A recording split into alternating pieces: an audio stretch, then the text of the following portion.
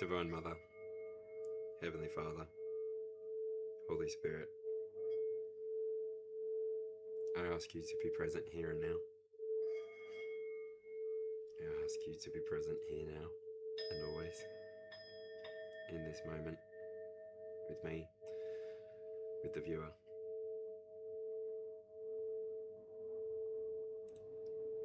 I thank you for being here now. My name's Chris. I'm the Aussie Alchemist. G'day.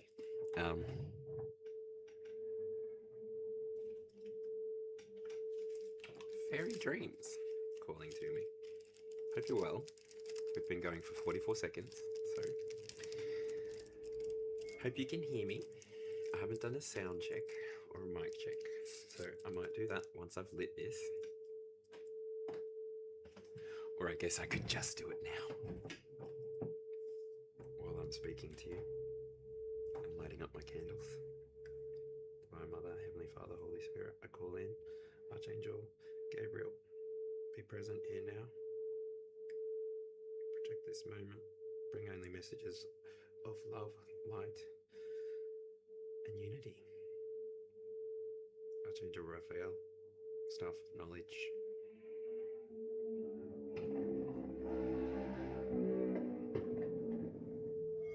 Tree of Learning. Be present here and now. Thank you. How have you been? How has your life been since the full moon? I'll admit, it's been 4 days since I've been here in this field, sharing space with you beautiful people. And I missed you.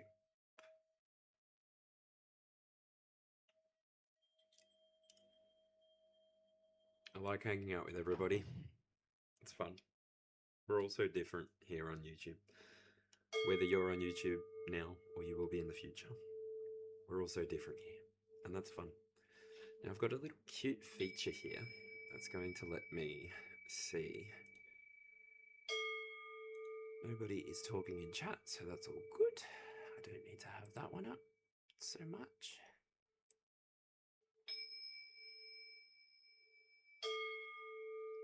I'm going to do a quick mic check. Do a quick mic check. What's that?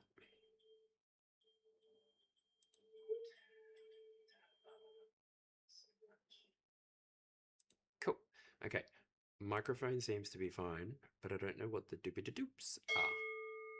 What are the doopy-da-doops? Doop-da-doop, doopy-da-doop. Anyway, have a look at this. Ta-da! This is why my camera looks like that. Because you can see the desk now. But yeah, that was it. That was the little intro. 3, 2, 1. I've been seeing that number quite a bit myself today, actually. So if anyone wants to tell me what the angel number 321 means, I've seen it 3 or 4 times today. So yeah.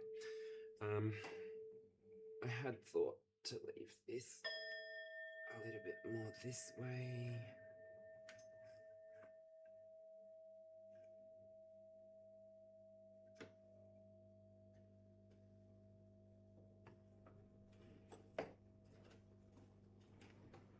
But you don't mess around with a good thing, allegedly.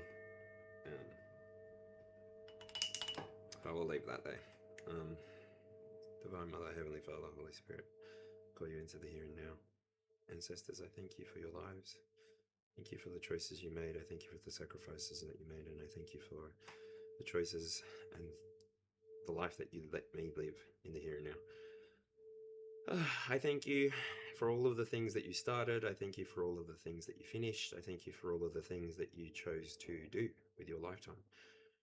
With your pioneer spirit, I thank you for moving to a country with such great opportunities. I thank you for choosing to be in this here and now with me, each and every one of you. I call forward only the ancestors of divine light, please. No mischievous energy. I do not consent to tomfoolery. Shout out to Shirley, Master Manifester. G'day Jane, how's it going? How are you? Yeah, I namely call in the Archangels Michael, bringer of justice and truth, Archangel Uriel, bringer of strength and endurance, and Archangel Metatron. Be present here now, be present here always. I welcome you in.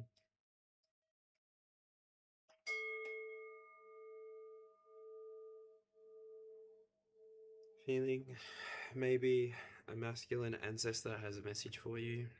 Use your own discernment, decide for yourself if this message is for you. Obviously, each and every message will not be for you, but some parts may be, so you can use your own discernment to decide which parts are for you. The energy that I tap into here is general collective energy for the beginning part of this reading, and the after part of the reading will be personal if that becomes available. Obviously, donations are not expected, not required. That final hour is a paid hour. That's collective.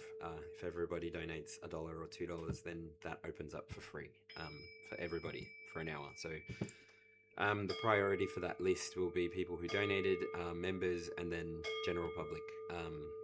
But yeah, I'll, fingers crossed, be able to interpret messages from spirit for you to take into your spiritual closet and discern for yourself if the message is for you. I do go into all signs after the internal 9, and the internal 9 is the best way for you to gauge whether or not this message is for you.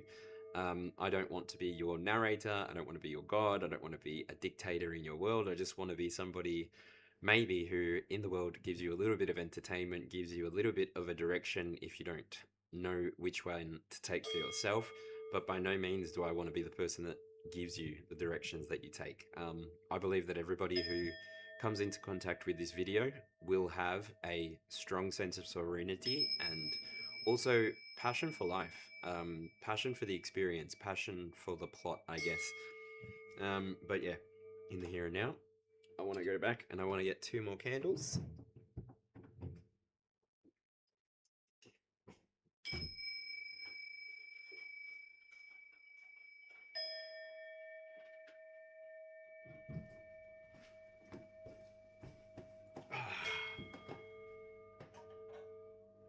One for the altar,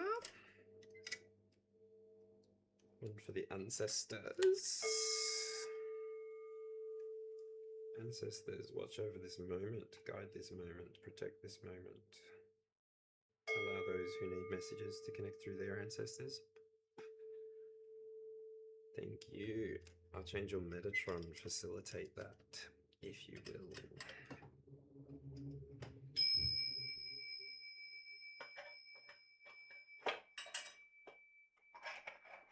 Oh, members, by the way, this is the shell that fell off my backpack from that story, the Constantine story. So it was like my pilgrimage shell on my backpack and it fell off, and something made me turn around. Something said to me, turn around, look at the floor. And I did, and I saw that shell, and there was no reason for me to turn around in a busy train station at all. But yeah, anyway. Public train antics. Archangel Gabriel, if you will, bring about a message of healing and wisdom for all to enjoy.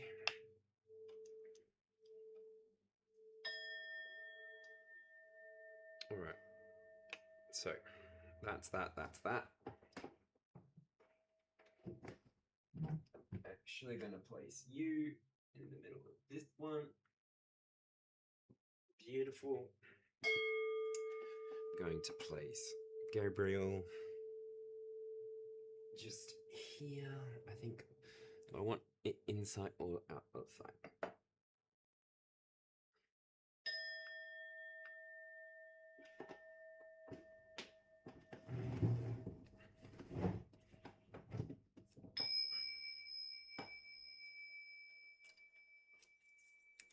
Okay.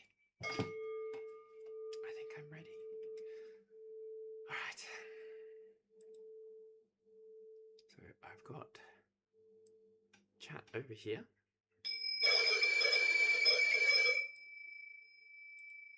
Oh no, that's not the sound bath for today.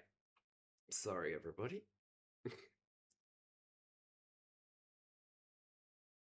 I didn't realize that was going to happen.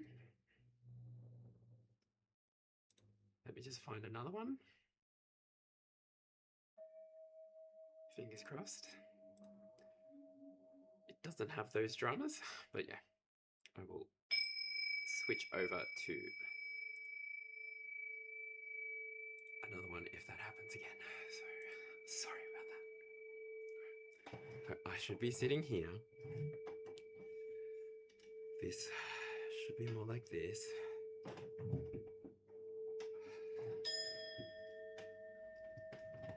Marks, marks, marks. Anyway.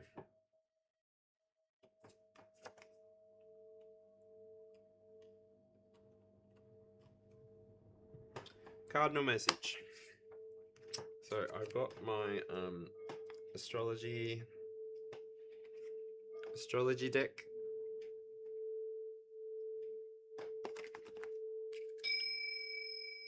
So cardinals, let's see what's going on.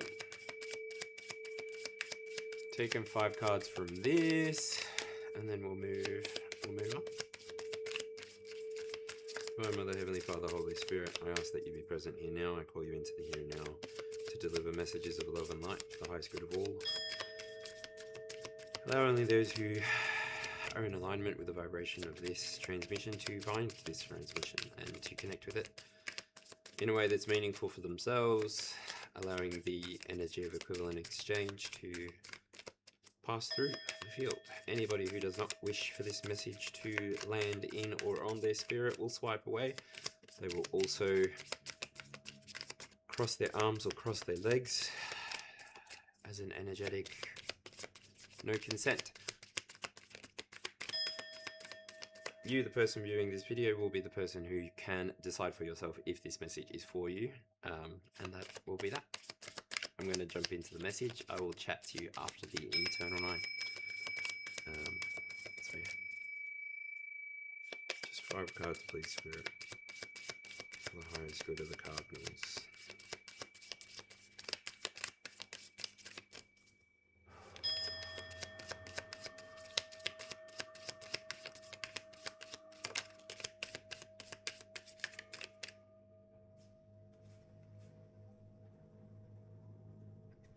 Virgo. Integrity, reverence, and service. With house 1.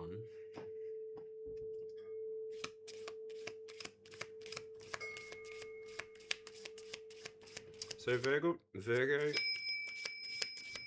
for cardinal signs could be a message of adaptability for you, cardinals.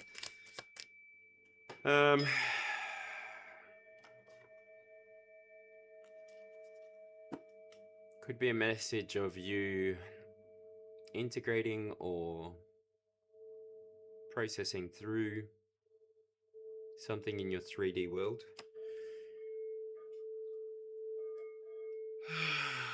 Integrity, reverence, and service.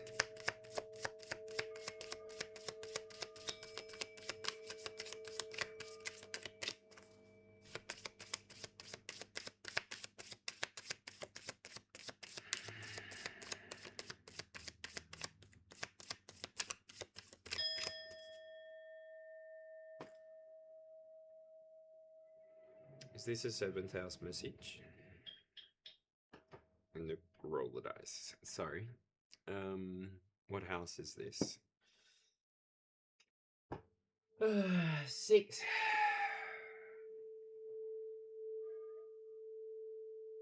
That's super interesting. Virgo is the 6th house. Is this message supposed to be for the mutables?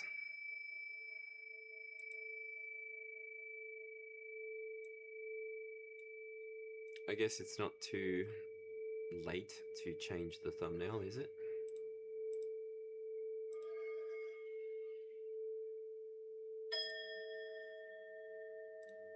No, it's not.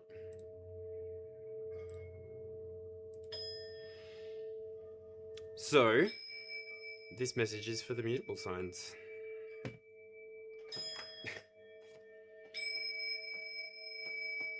With the Virgo and the 6th house coming out in the middle, this feels like it could be a mutable sign anyway, so changing it here and now makes sense. I love that you can change things with a click of a button when you're on a studio. That's very cool. Now let's see. Where is the ephemeris? Mutables, I don't know that I'll do another one of these this month, and I'm sorry that I didn't catch you for the month of May. I was acclimatizing to my new lodgings, which I have now. So thank you for your patience and your understanding. To the members, if there is anything that you would like to see urgently, please comment on any of the member videos, and I will endeavor to get to that expediently. But otherwise, I am in the process of just coming back online at a pace that's comfortable for me. And yeah, I will talk about this coming month at each of the quarters. So I won't backtrack into day 4, 3, 2, and 1 of the weather, but I will talk about the 5th onwards.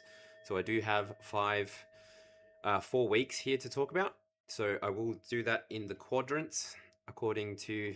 So I will endeavor to do a little bit of astro weather per quadrant so that it's not so dense and chunky and misunderstood at the beginning of every reading. So thank you so much to Mystical Angels. How are you doing? I hope that you've been doing well. Thank you so much. Wow, can't chat, unfortunately. Subs of 13 weeks or more. Wow. Perfect. Oh, I need to change the chat feature. Sorry. Let me change that. I wondered why chat was a little bit slower. I will get to that in just a moment. How do I do that quickly too? All right, moving here, click on this, click on edit, click on, oh dear, the view of the customization.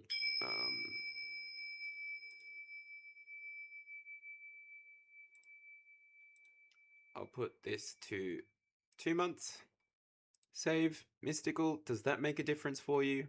Sorry that you donated to chat. That was not intended.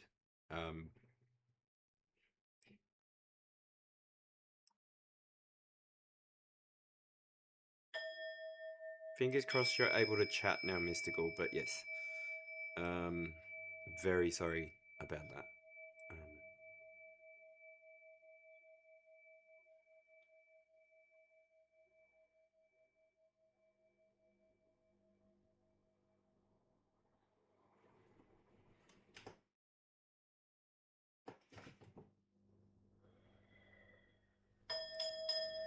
Okay, so that's set up there. I've changed the setting now, I think. I don't know. Edit. Customization. Subscribers. Change it to 1 month. Save.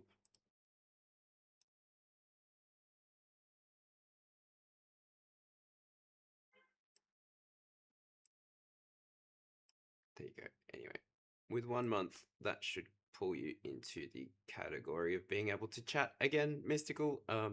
Again, sorry that you had to donate money to chat. Wasn't the intention. Okay, leaving that there, leaving that there. Put that here. Move this open to here. So this becomes my main screen. This becomes my main screen. That is the phone, the little phone bit, which I can see here. from now on. Yep. And that's that. All right. So Virgo, mutables. Here we go. 6th house message. So this could be about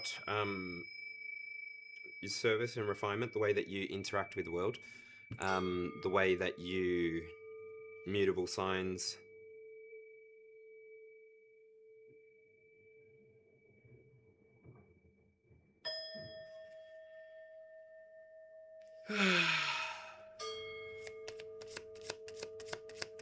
There's a bridging energy. So I mean, sharing the planet's energy is Gemini with Virgo.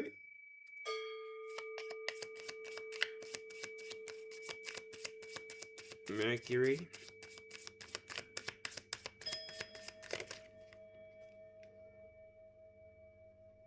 Got Yin. Taurus, Cancer, Virgo, Scorpio, Capricorn, and Pisces. Intuition, trust, patience, spirituality, and receptivity.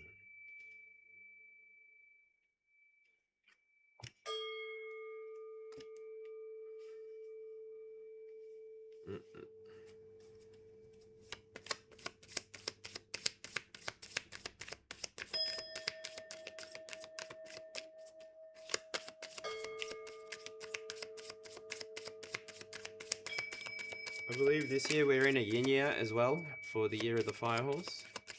Is that right? I can't remember just now. Square. 90 degrees. A challenging situation. A mountain to climb. Earth. Taurus. Virgo. Capricorn.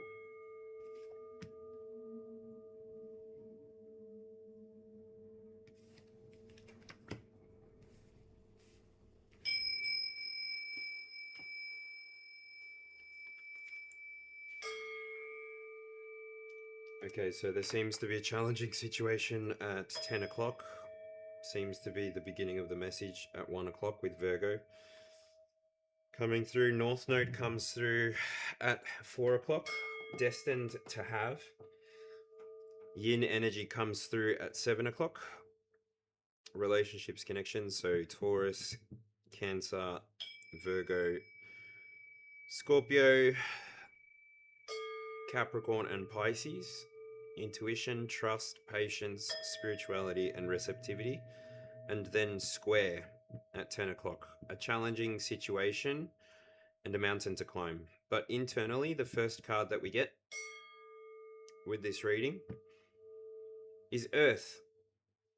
Persistence, patience, and practicality. Because the Virgo one, I've obviously moved to 1 o'clock.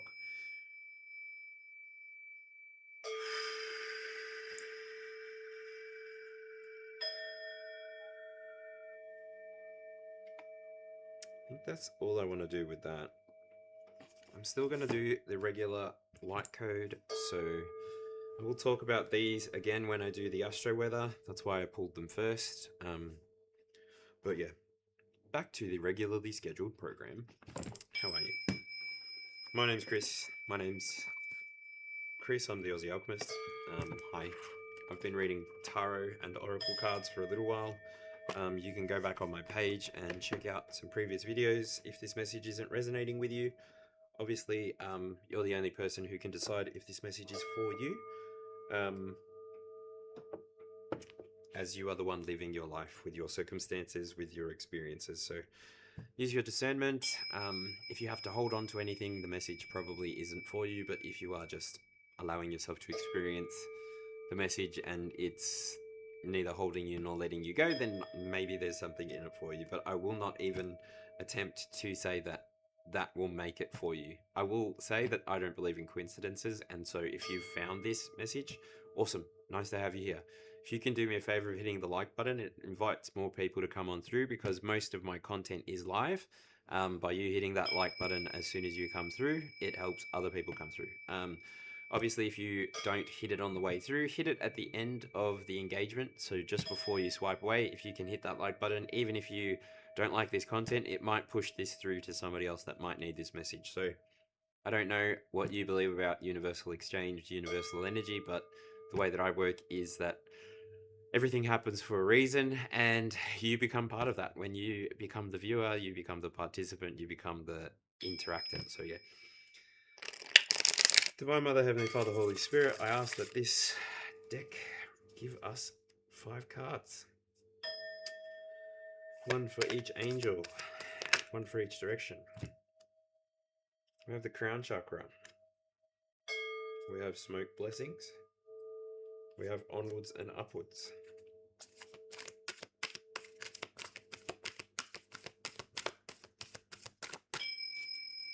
For the highest good of all only. For every species on this planet. The crown chakra coming out in the middle.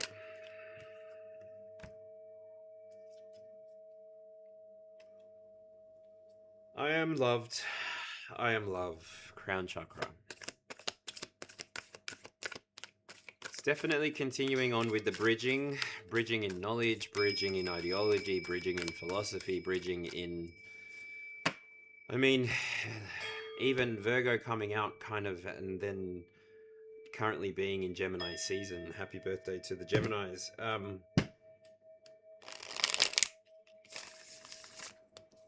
Crown chakra. It seems to me, I don't know about you, but you can probably decide for yourself anyway. It seems to me that more and more people are coming to an awareness of themselves. More and more people are willing to experience their karma, go through their karma, experience their lot. What this is doing to the field, what I'm perceiving this is doing to the field is teaching mutability, teaching adaptability, teaching flexibility, if you will. I, even today, as a sign, saw a few different streams of the wars against bamboo are real. I do find that that's interesting and funny, being how quickly bamboo can grow depending on if it receives the right environmental factors and influence. It can grow quite quickly, as if overnight. And so I haven't done a mic check in a minute, so I might just do that, if you don't mind.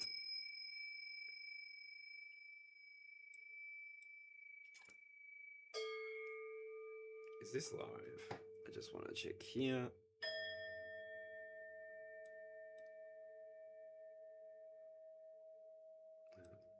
Mic check 1 2 1 2. Mic check 1 2 1 2.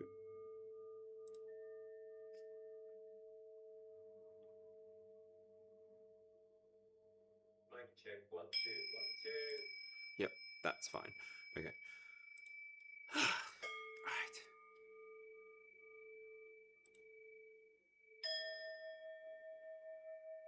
Cool. Sorry. Trying this out, seeing if this camera drops, because then this camera can be the front facing camera, and yeah.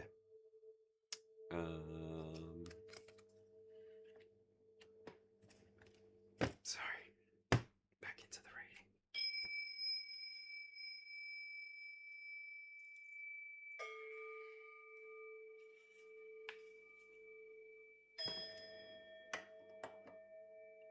All right.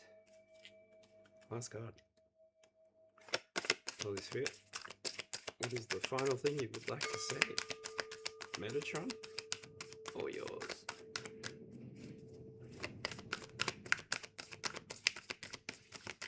A challenging situation and a mountain to climb, square.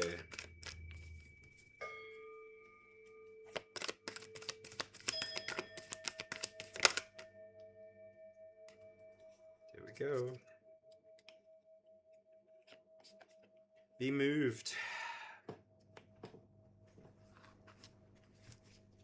Alright.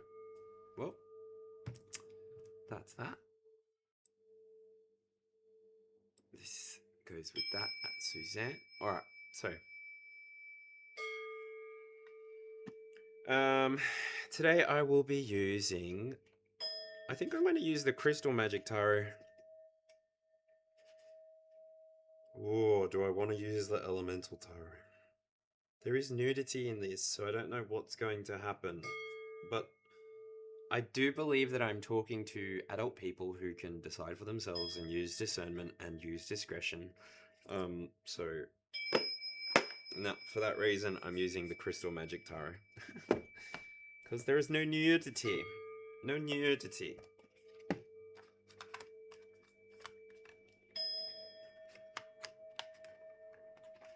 Just to give myself a little bit of a challenge and a break, and then I'll be able to use the Animal Tarot for personal readings at the end when we get to that.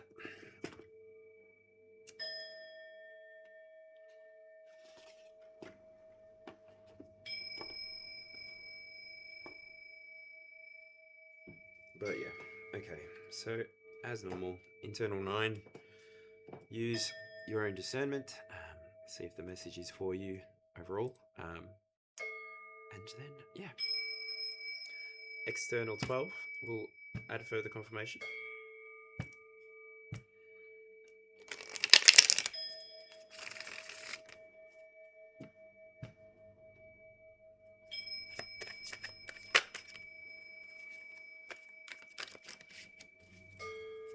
Divine Mother, Heavenly Father, Holy Spirit, pull you into the here and now. Okay, 2 seconds.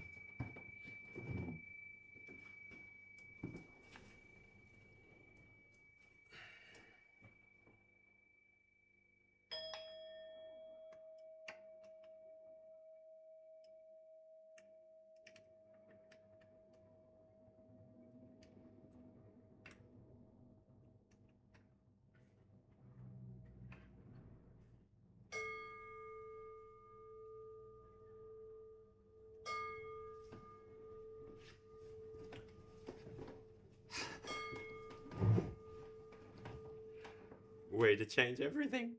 Anyway.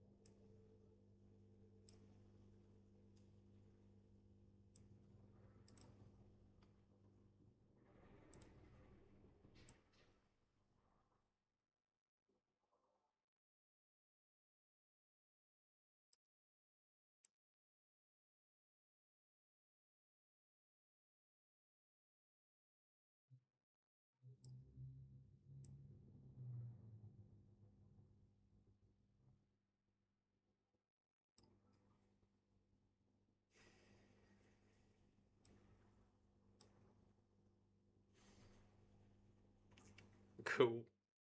I really should have probably done this later, but there we go.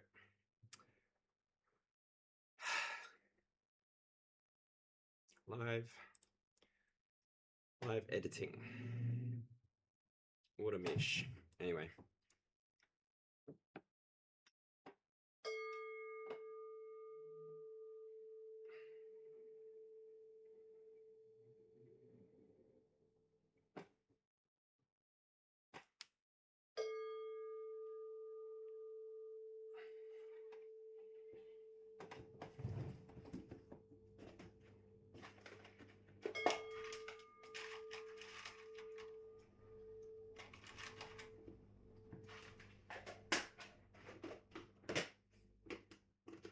Okay.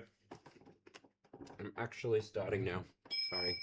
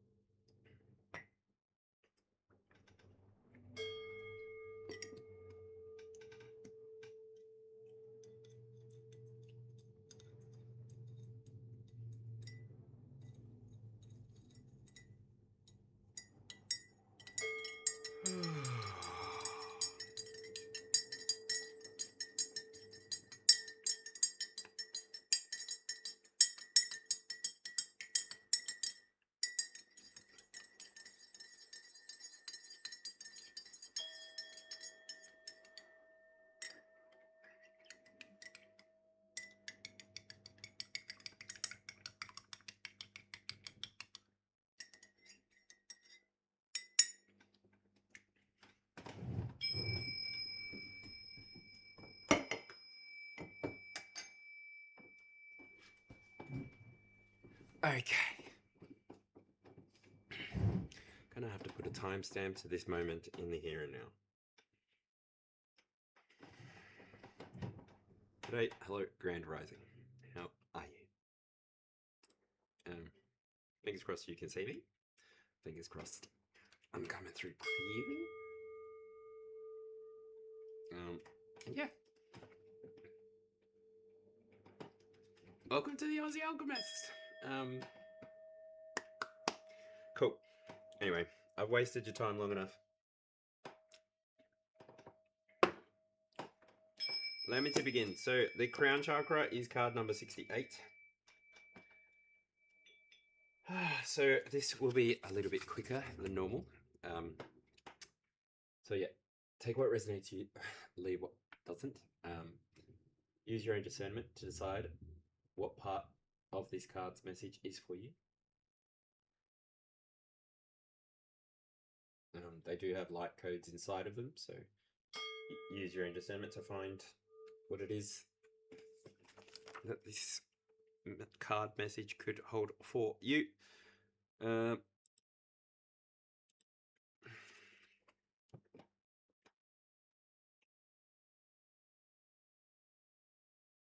loved. I'm love. All right. Crown chakra. This card is a reminder that you are so loved. You are made of universal life force energy, of pure light essence. You are made of love.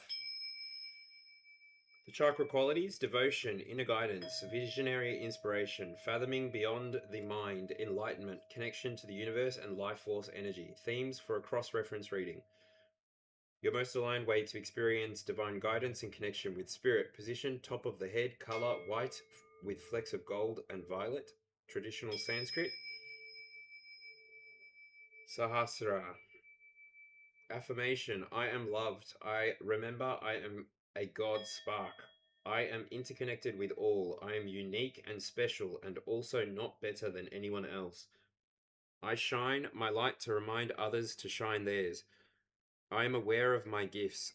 The natural overflow of my spirit dances, bringing me great joy and satisfaction. My dance also improves the realities of those who receive me, further activating and energizing me. Amazing. The crown chakra, right? It's where the energy returns to the universe or returns back to us. It's a beautiful, beautiful beginning place. And the card that accompanies that today is the Earth card. So, very much a heavy Virgo message. I will just reference what this message now is becoming for, and so it will be for the mutable signs. Anybody else, feel free to tap on till the end and hang out for a personal read if we unlock that. But yeah, thank you to Mystical Angels, who's already begun the journey for that to unlock. By the way, I can set a goal.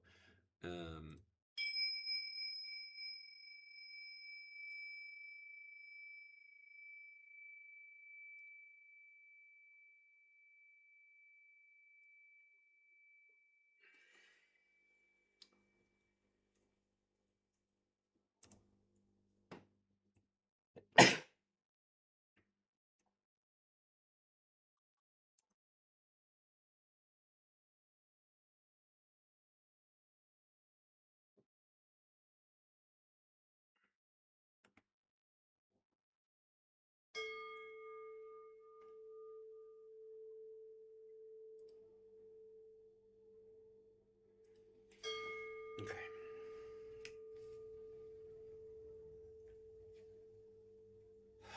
Persistence, patience, and practicality. So, Virgo, Gemini, Pisces, Sagittarius. This is a sixth house message for you today. The planetary influence on today is the sixth planet, which I've got down as Jupiter, using this simple little thing. Jupiter here, sixth from the top, Sun being the first, so there's my rationale behind that. Don't know that I need to be expressing my rationale in my scope so heavily, but here we are. Anyway, sixth house, Jupiter.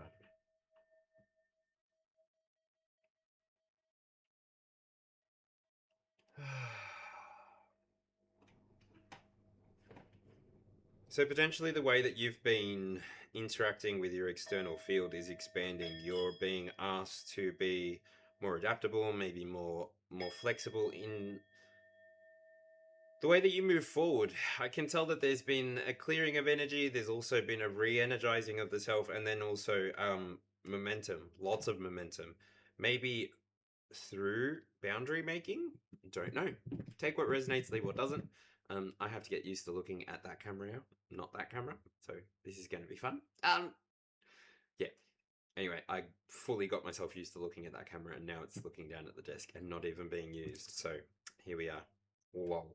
Good to know that my internet connection's a lot more stable.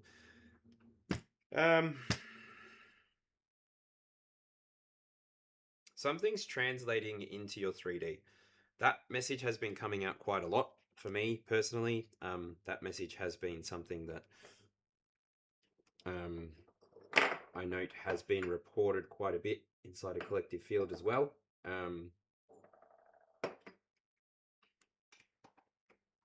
Everybody's feeling it, and I feel like that timeline split is really localizing. I feel like that timeline split is really settling.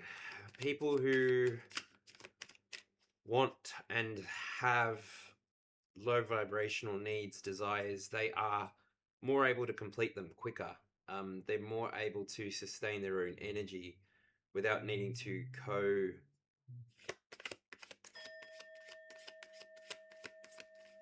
I think more and more people are willing to exist inside of the field as they are.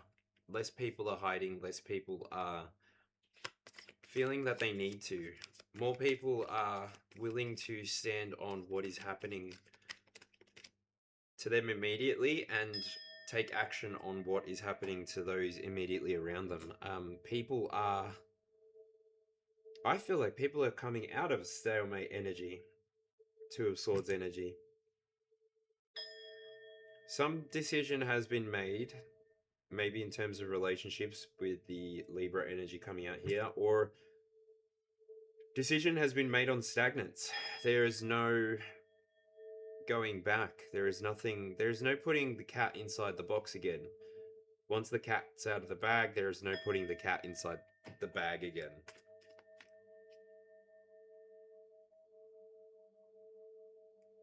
Something about healthy boundaries. We'll get to that at 7 o'clock. Alright. What is this core message for the mutable signs? What is it that we need to know for our 6th house in terms of service and refinement, the way that we've been applying ourselves to the collective field in harmony, in resonance? What is it that Jupiter wants to help us expand?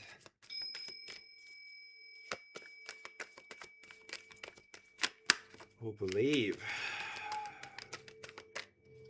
Self-belief is always important. Self-assurance, self-regulation, sustainability, sustainable energetic expression, sustainable energetic.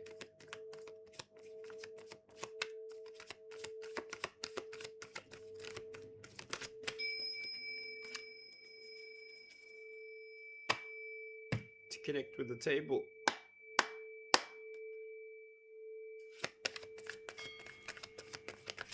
What's at the core?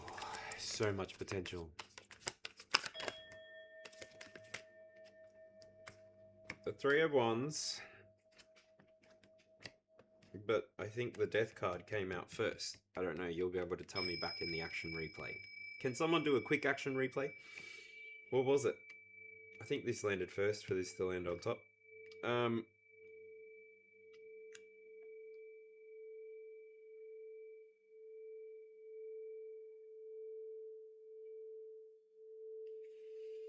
Three of Wands talks to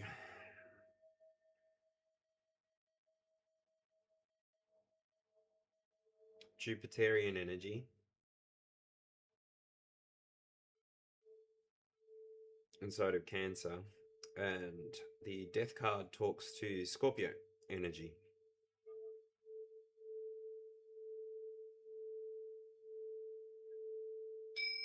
So it could be that the Three of Wands is the center of this reading, allowing Jupiter to take the center, allowing Jupiter to start the communication of transformation.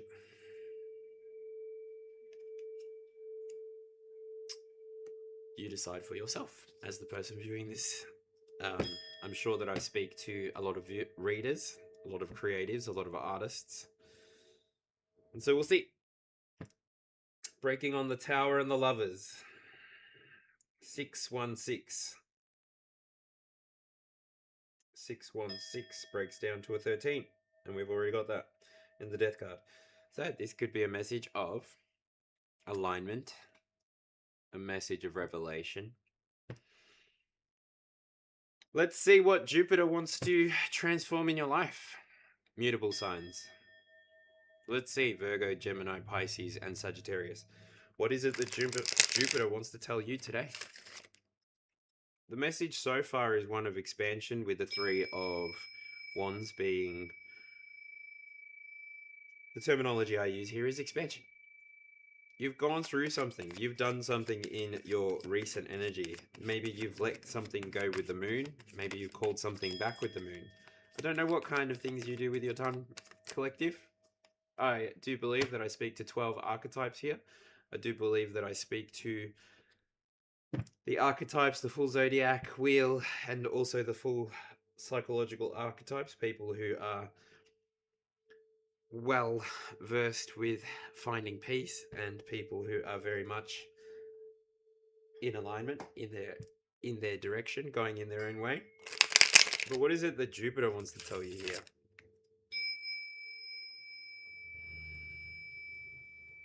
Maybe Jupiter wants to remind you that you are loved. Seeing the crown chakra card first. Sorry, that's a little bit basic, but remind you that you're loved. Why would you need to be reminded that you're loved?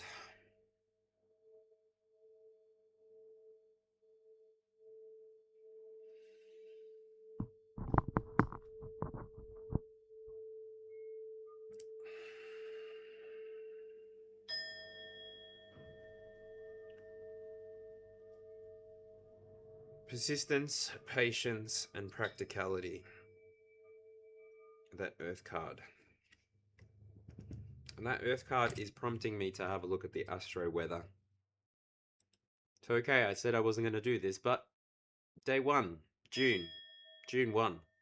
June 2, June 3, June 4. What happened? Well, we began this month with thank you for that gift, Arlene Chandler. We began this month in Gemini for the Sun. 10 degrees to 13 degrees. I'm not familiar fully with the degrees. Call myself out easily. But yeah. 10 degrees to 13 degrees. We arrive at a 13 yesterday. Today's 14. The moon was in Sagittarius. It moved over to Capricorn 2 days ago.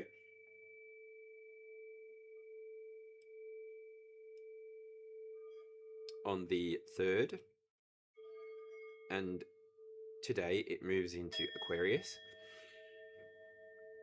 On the 2nd, Mercury moved into Cancer. So that's why. Sorry, I should have appeared sooner. I'm very sorry. People are correct. Things do move quickly up there. And we have merely the reflections.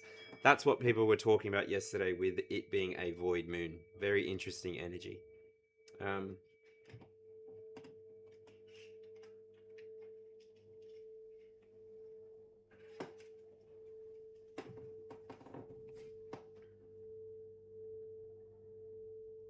Mother, Heavenly Father, Holy Spirit. Bless this moment, bless this place. Allow us all to meet this message with grace. Ooh.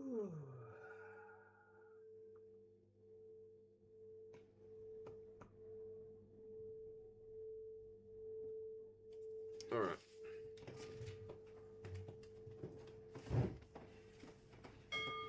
And so Venus, 15 degrees Cancer, moved to 18, 3 degrees there, 3 degrees with the Sun. The Moon moves very quickly. Mercury moves a little bit slower, but even that, 29 to 4 degrees is 5 degrees, 6 degrees. There we go. We today are out of the transit, for the most part, of probably the more difficult planet, leaving Gemini, going into Cancer.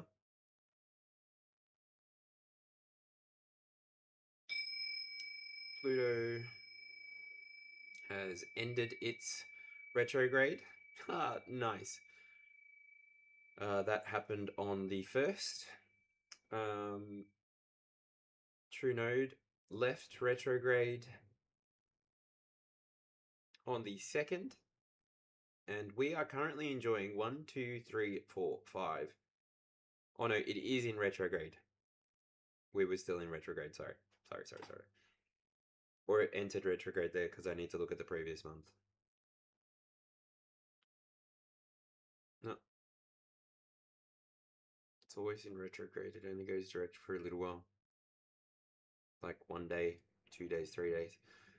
So True Node for me, the way that I read it is when it is in direct, that's the days that I think it's in proper retrograde. But yeah, those are the days that I sort of stop, look and listen, baby. That's my philosophy. It's called rubbernecking, baby, and that's all right with me. What else? Everything else is pretty slow moving, but yeah.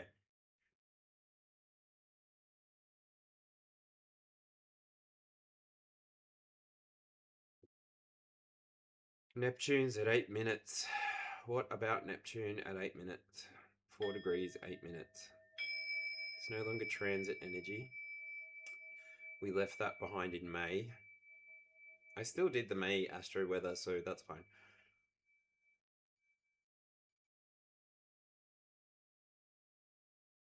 And unfortunately, True Node is retreating all the way back into transit energy, so we will be in Aries soon, I think.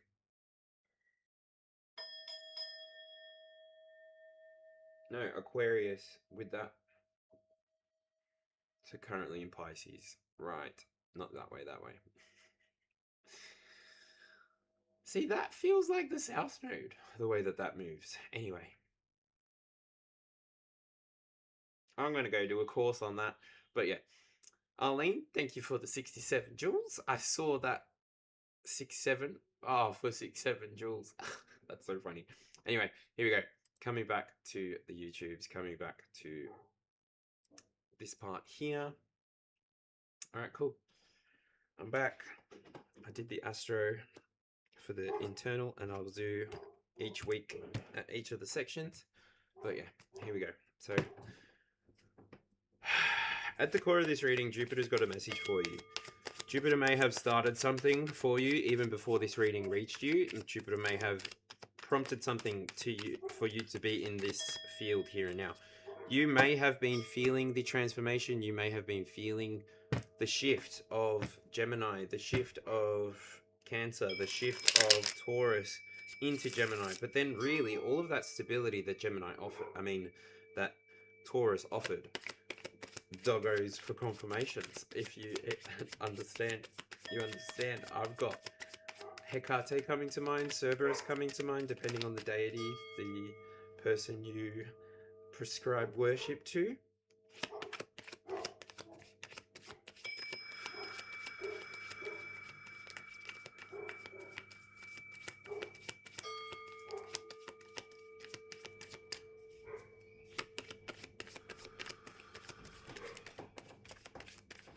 Housemates must be home. All right.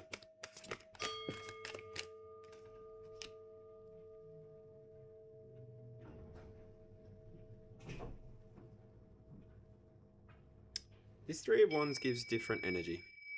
This Three of Wands gives the energy of going for a walk, going for an adventure, taking yourself somewhere new. And again, maybe under the influence of Jupiter's movements. And so I guess it would be pertinent to tell you about Jupiter's movements.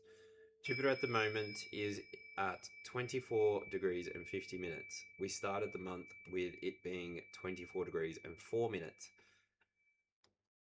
Cancer, energy. So I guess this makes sense.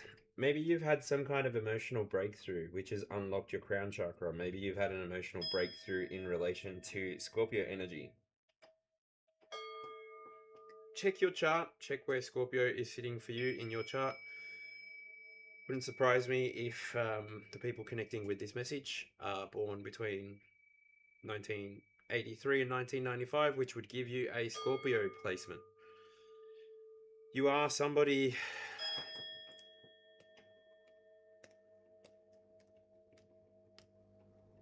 who's being called to bring balance to the field, to your own field, maybe by Jupiter.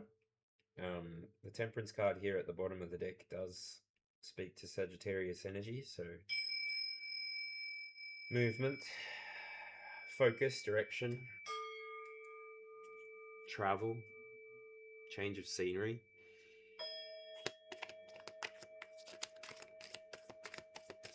Where are you going, mutable signs? Where are you going, collective?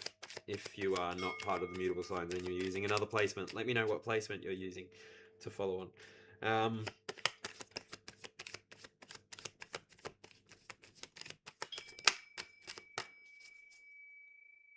right, I'm going to move on. Second card for you today, mutable signs, is the Death card. The Death card is sitting inside of your love and position.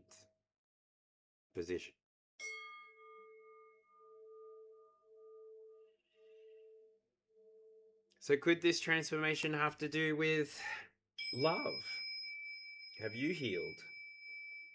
Have you grown? Have your beliefs expanded? Have you been shown your path? Your dreams been activated lately, maybe? Has your nightlife been a little bit more wild and bumpy lately? I don't know how it's going to resonate with each and every one of you individually, but obviously I do my best. Either that, or you've really had a change in the way that you attach to things with possession energy inside this as well. So the way that you go out and receive, the way that you go out and work, maybe you've had a change of perspective, a change of attitude. Maybe you're more willing to be adaptable, be mutable. And I'm not saying to be muted, I'm saying to be mutable. Think Virgo, Gemini, Pisces, and Sagittarius energy. And think awareness, right? Think people who have done the work, people who are not necessarily running away from their karma, not running away from their responsibilities, people who, because of their awareness, are able to participate inside of the collective field authentically, honestly, transparently.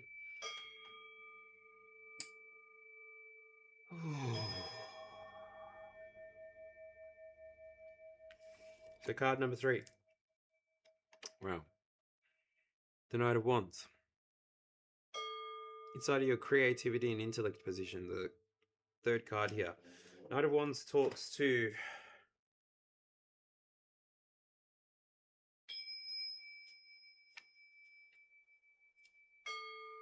I'd say cardinal energy here, and then the Death card talks to fixed energy, and then again the Three of Wands talks to cardinal energy. It feels as though you're about to start, which is super interesting. And the Four of Wands here at the bottom during this shuffle.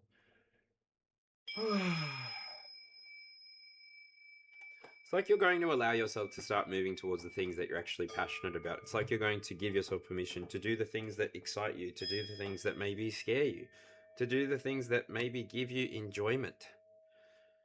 Because the Four of Wands talks about having a foundation that you're happy with, and then breaking on the devil is not being so attached. Four of Wands energy different to devil energy. Four of Wands, I would more assimilate it with the Tower energy, right?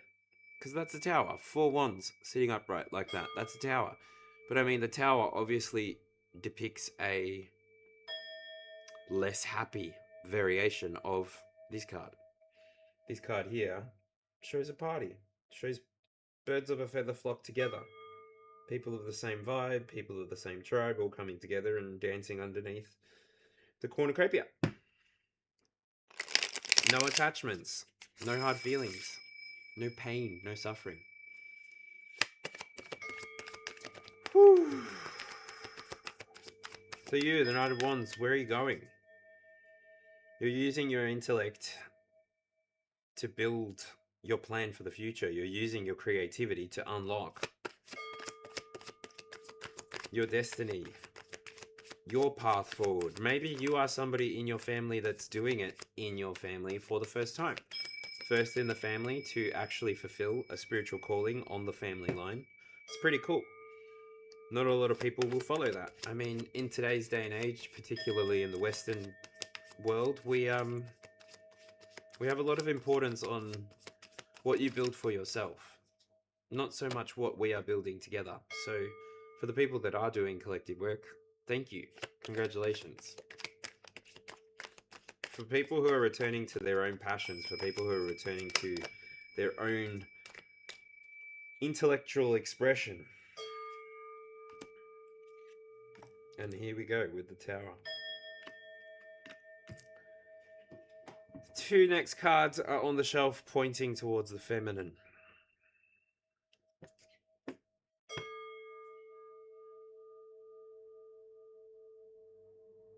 You've been somebody, mutable signs, you've been somebody, whoever's resonating with this message, who has not given up on themselves. After this transformation, all of your energy came back. After this relationship ended, maybe, is coming through now. All of your energy was returning to you. What is it? It said, I believe, that after you are in a toxic relationship, after you are inside of a relationship which was maybe one-sided, The energy which you expended, the energy which was given, genuinely comes back to you. All that it takes is having a removal of the problematic behavior, problematic experience, and then you, obviously giving yourself time to rest and recover, can make a full recovery, make a full regeneration, and then return to your own energy. Mutable signs. Going here, there, wherever it is that you feel good, feel called, feel comfortable, allowing yourself to be fueled, led by your passions. Not afraid. I don't get any fear here. You know that leap of faith kind of energy? It's that, but there's no fear. So it feels like if you've been somebody who's been, maybe these are just confirmations for you, somebody who's lately been feeling called to book a snow trip, book a reef trip, book a country trip, book a trip under the stars, an astrology trip, maybe book a trip to another country to see something that you haven't seen before, to see something maybe that nobody in your family has seen before. This is the kind of energy that's returning to you. So everything that you gave in your experience will return to you, will return back to you. I do believe that myself. I don't know what your beliefs are, but that's what my beliefs are. That everything that you give comes back to you in one way or another. And so that's why it's always important to be sure what you're giving and in what energy you're giving it to. So we've got the Six of Wands tilted towards the feminine, or tilted towards the left, which I'm taking as the feminine. So you've had a victory. Victory, victory, curtains and blinds. 131399. I watched so much television as a child. That is neither here nor there. So at the foundation and the connection, you've had a victory in this energy, this feminine energy, this creative energy. So you've been somebody who has materialized that victory. You are integrating right now as I speak. Something has come through for you recently that is about to... I'm just hearing like cha-ching, cha-ching, cha-ching, cha-ching, cha-ching, cha-ching, cha-ching, cha-ching, which I think is like a coin machine. A coin machine? Coin machine might be finding coins as well at the moment.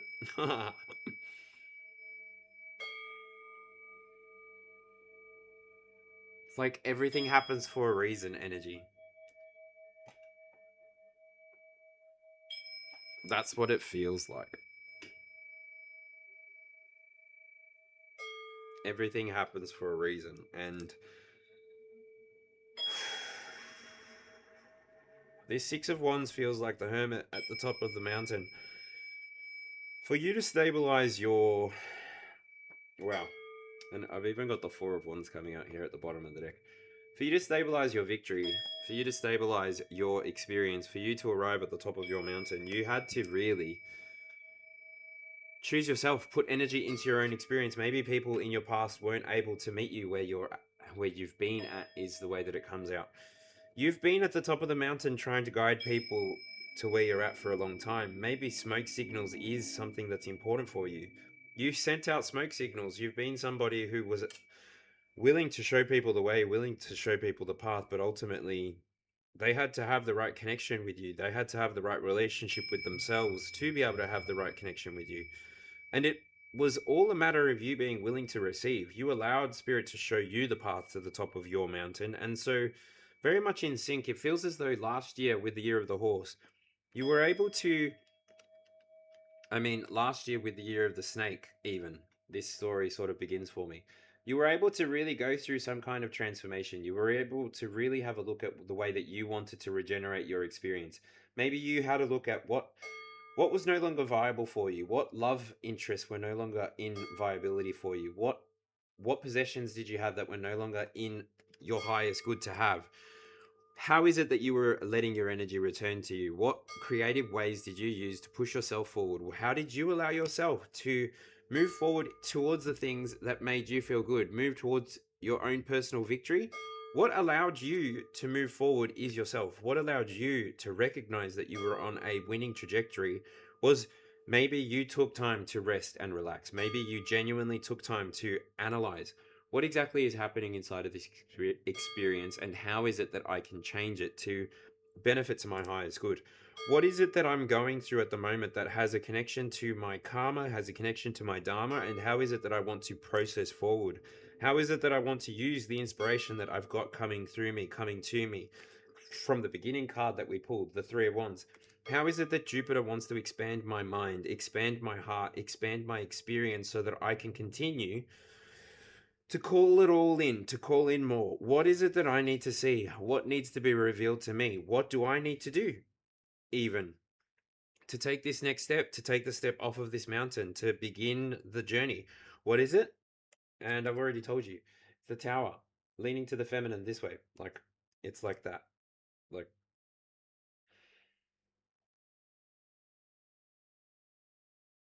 and that's the female because that's the left.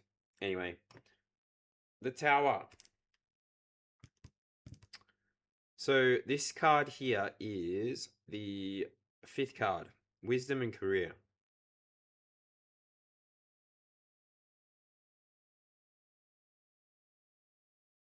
Like I said, there's no fear.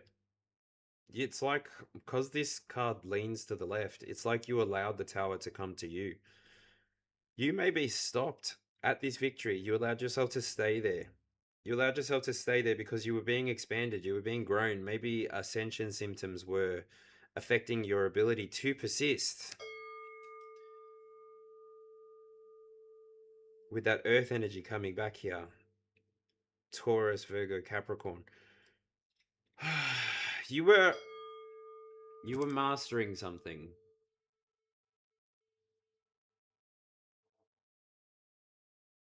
Something at your foundation needed to be mastered before you moved, or even before this Tower came through to you. You had to allow the Six of Wands to teach you something. Six of Wands is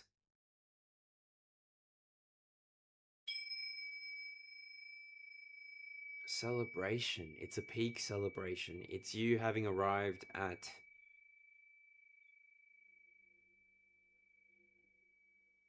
those things that I spoke about at the beginning: self-assuredness, self-confidence, self-regulation. It's you having arrived at all those places, because that's the only way that you will be able to draw wisdom or even a career out of situations like the Tower. Now, I don't know what the Tower is going to look like to each of you individually, but for some of you, it may look like having to change where you're living. It may look like having to change jobs. It may look like having to change universities. It may look like having to change suburbs, states, countries. It may look like you getting some kind of revelation, something coming into your field, because it wasn't you doing anything that inspired this Tower. It was you allowing the Tower to come in and shake up what needed to be shaken up. Allow yourself, even at the top of the mountain, with that Six of Wand energy. Even if you were the only one that was up there, it's like your ancestors were looking down from the stars. What is going on? My head just got a little bit itchy.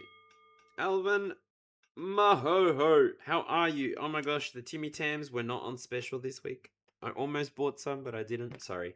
I don't mean to associate you with Tim Tams, but yeah, here we are.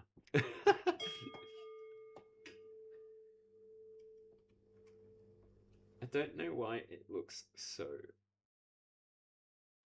misty, but anyway.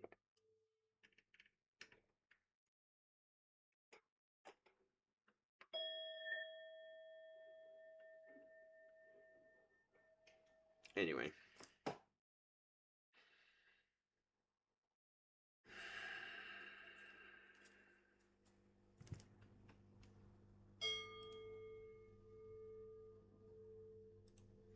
So,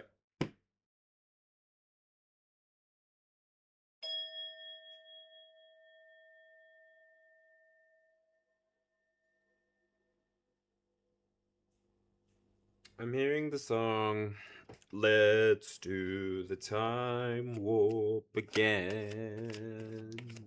Let's do the time warp again. It's just a jump to the left and a step to the right. Put your hands on your hips and bring your knees in tight. Oh, it's a pelvic thrust. Let's do the time warp again. Let's do the time warp again. I don't know. Not necessary. The Queen of Swords comes out next, so this could be something that you saw coming. This could be... What in the actual upstart is going on? Oh, no, no, no, no, no, no, no. We changed videos. That was not invited. That was not approved. We were supposed to stay here.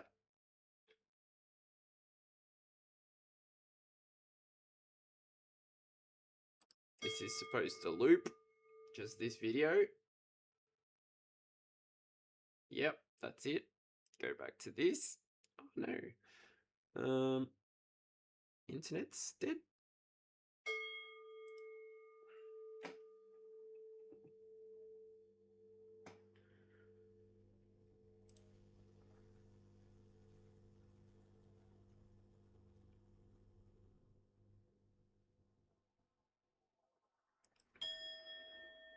Okay. What in the world just happened?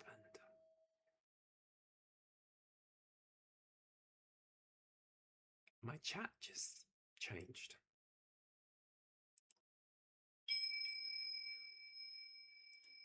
What in the world just happened? Why did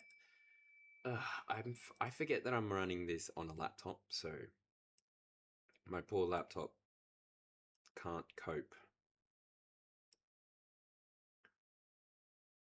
And now, how do I find this? There we go. G'day. Hello, Grand Rising.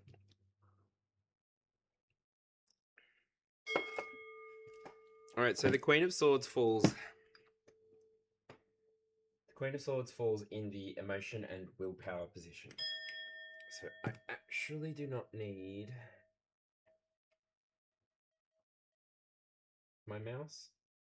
Potentially I do. Anyway. I need more light.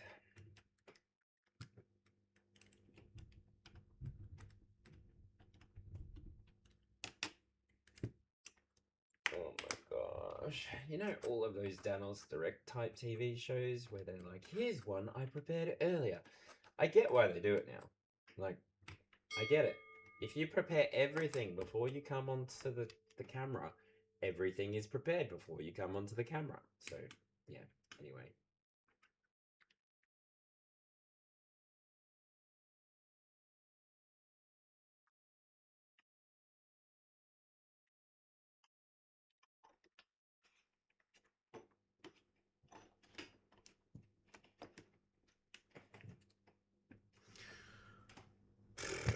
Anyway.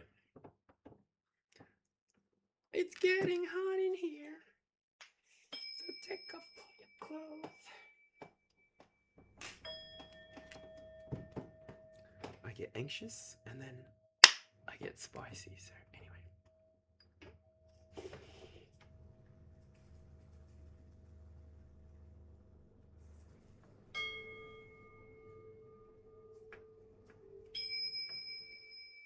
Okay, how's that?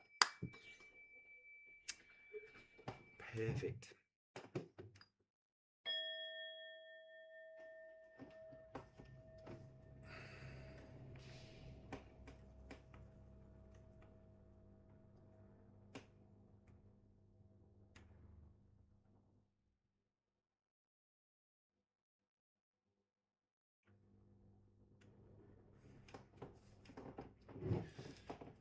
All of the lights.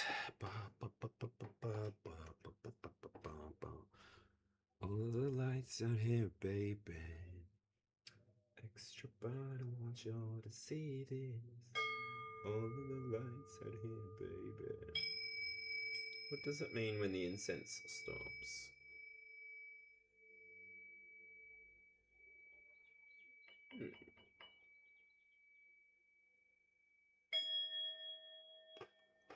Interesting. Anyway. Chit chat, chit chat. Now I'm not going to be able to look at chat very easily, so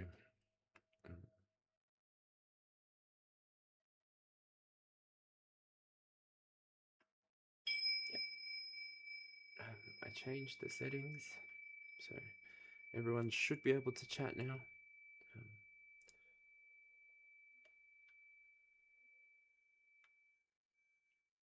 All right. Queen of Swords. Inside of your emotion and willpower. You're somebody who's becoming quite discerning. You having gone through that personal victory, you having recognized what Jupiter wanted to show you at the top of your own personal mountain, maybe you recognizing what it was that you needed to surrender at the end of last year, the end of the year of the snake. What is it that you shed maybe in the year of the snake that you did not bring with you into the year of the horse?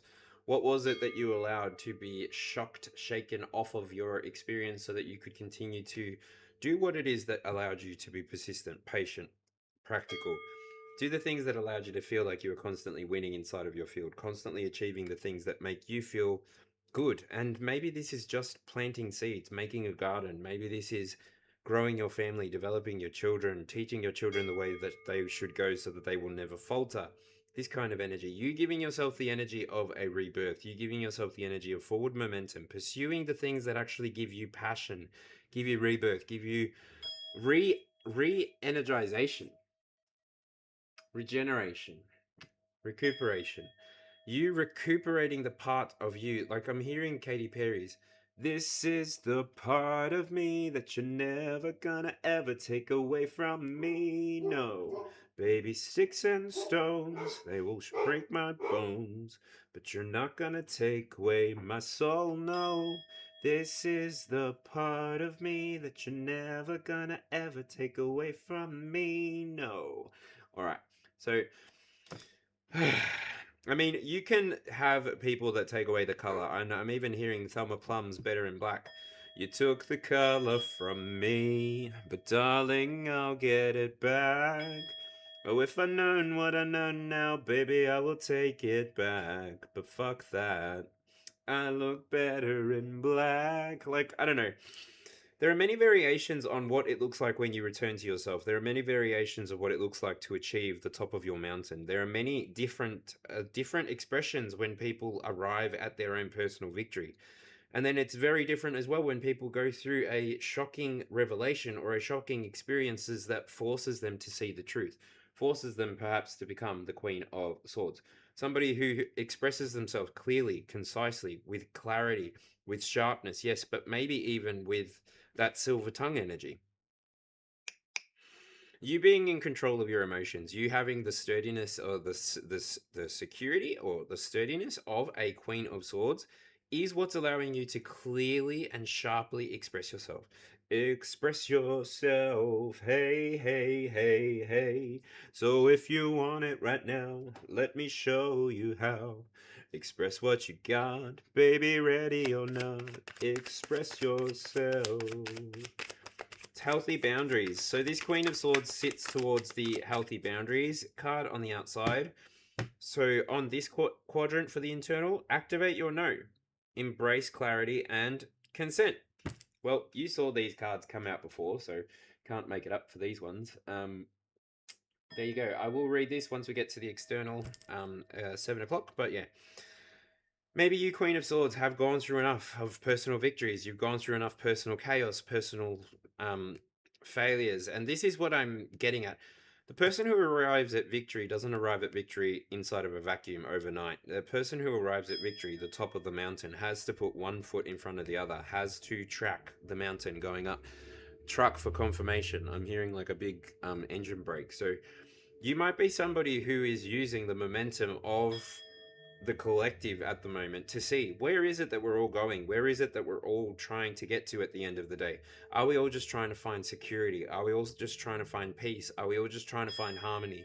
Then allow us all to continue walking towards those things that put us all at the top of the mountain, that put us all at the end of last year, releasing what no longer served us with the year of the snake coming to a close and opening up the year of the horse, allowing that horse really the best opportunity to not go through over encumbered by the situation, the circumstance, the experience, but to be unencumbered, to be fully present in the here and now so that you can see the things that are coming towards you, so that you won't be so shocked. I mean, you can't predict a tower, but you pretty much can make sure that you know what is happening inside of your field, inside of your experience, so that then when things do appear in the outside, you are prepared. And I've got the feeling that the people that I'm talking to do carry with them Aquarius energy here with the Queen of Swords, but you do carry with you the ability to see more about yourself now. And Aquarius energy coming through there is maybe you have an original expression. You have an expression of victory. You have an expression that's shocking, yes. But you are yourself when you express yourself. And by you learning your own healthy boundaries, by you standing on your own principles, your own truth, your own, it's like a dignity thing, giving yourself dignity, giving yourself the same respect that maybe other people give you, because you have gone through a lot of experiences. This tower and the Six of Wands is not something that everybody just goes through. Some people do bypass. Some people don't let go of the attachments that they hold on to, and they continue to perpetuate the same cycles. They never arrive at the Six of Wands. They stay at the Five. They never arrive at the Tower. They stay at the Devil. Do you know what I mean? People who like, there's no rush, right? There's no reason that anybody needs to be in a rush to arrive at the end of the life journey, the end of the career, the end of the this, the end of the that. Like, you don't really see children rushing to be 18-year-olds. You do sort of see late teenagers rushing to be teenagers, but it's only because adults have a very bad way of influencing children to think that we make all of the right choices. No, we don't. We make choices that are in alignment with us. Whoa. And we just got a bunch of cards come out. Was this a mistake, or was this... Was this a mistake, or was this for the pull? Card number 7. Card number 8. Card number 9. 1 o'clock. 2 o'clock. 3 o'clock. 4 o'clock. I'll leave those face down so that I can't see them. I tried not to look at them anyway. Ta-ta. Ta-ta. Ta-ta. Alright.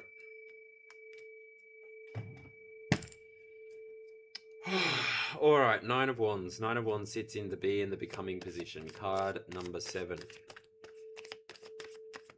9 of Wands comes out on the back of the 3 of Wands, so we've got 12 Wands here in this direction so far.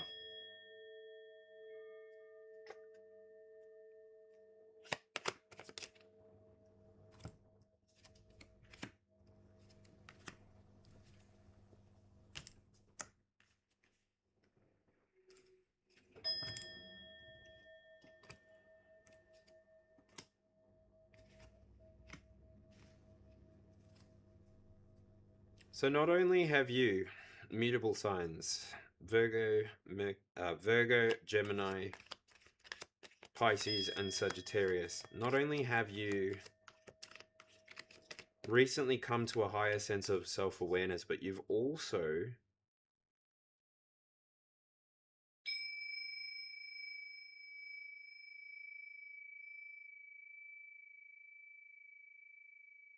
you have become.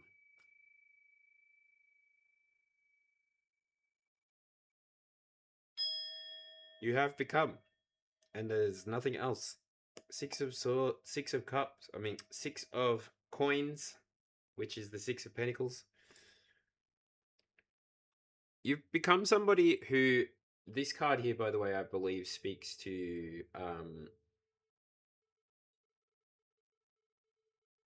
Pluto in Sagittarius. Maybe Uranus in Sagittarius with the star being depicted. Maybe it is Uranus in Sagittarius, and we did have the Aquarius energy just come out just before, so maybe.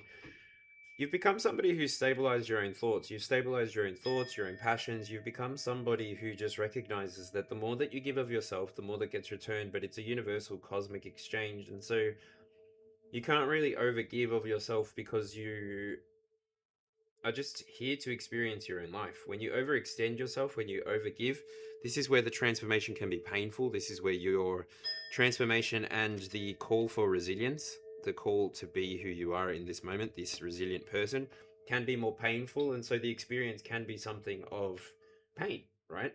It can be something that doesn't remind you of a loving experience. And resilience really can be one way or another. I mean, how can I express this clearly to everybody? When you're a little kid, think back to when you're a little kid, and you might be in karate, or you might be in footy, or you might be in cricket, or whatever group sort of activity that you did as a kid. Resilience isn't something really that children have. I guess the easier example would be to describe the difference between horses and camels. Now, a horse will let you know when it's about to not be able to give you what it can give you, what it had to give you. Whereas a camel, when it becomes tired and it will drop on the spot. Wherever it's at, it will drop to the ground and immediately start to rest. And so realistically, that's really difficult to navigate while you're in the desert or anything like that. But yeah, resilience will hit you one way or another. You will become somebody who is resilient and grateful for the experiences that led you there, or you could become somebody who has less awareness about them and maybe goes through with resilience as their personal narrative. Oh, back in my day, or oh, when we were younger, we didn't, or like using the personal narrative in order to move forward. And so you become one of two people. You become somebody who expresses how strong you were, how strong you are, how strong the people of your past were or are, or you become somebody who speaks from that place of originality, that place of burnt out, fatigued, kind of compassion fatigue kind of energy, and really potentially shock the people around you. Not having gone through the transformation in a joyful energy, in an optimistic energy, sometimes can leave you in a bitter, dark, twisted. Uranus energy again comes out with this tower, I feel. Maybe if not Mars. It's like the way that you choose to express yourself, the way that you choose to express what has happened to you is completely up to you. When you are answering questions, when you are talking to people about what has happened to you, when you are choosing to shift your perspective, I hope that you're able to choose the perspective that gives you the ability to continue sharing light with the collective field rather than to withdraw some light towards yourself. Continue sharing all of the things that have expanded your mind. Continue sharing the way that Jupiter has maybe influenced your year to year experience, as Jupiter does take 12 months, much like the sun, to transit each of the zodiac signs. I mean, it is quite a giant, so it does make sense that it has the same timeline as the sun. So depending on what your Jupiter sign is and what your sun sign is, yeah, Jupiter might have a different message for you. But yeah, when you're expanding, when you are choosing to arrive at a place of resilience, when you're arriving at the top of your staircase, see how this is a staircase? It's almost like ancestors are coming back. The ancestral energy is returning. The energy of the past is the energy that we're using to move ourselves forward to the future. And I mean, that star there does look like something from the New World, right? Something from the future, something from the United World, or something like this. But anyway, it's just a card, it's just tarot. Um, by you choosing to move forward, have the resilience, go through the shocking experiences that you could go through the potentially painful experiences that you could have gone through. Either which way, you've become resilient. You are somebody now who can tap into the energy of this card here, which is Be Moved, card number 19. Immerse yourself in music that moves you. Does feel like you've got to. What is it? All work and no play make Homer something something. Go crazy. Don't mind if I do. Like, do you know what I mean?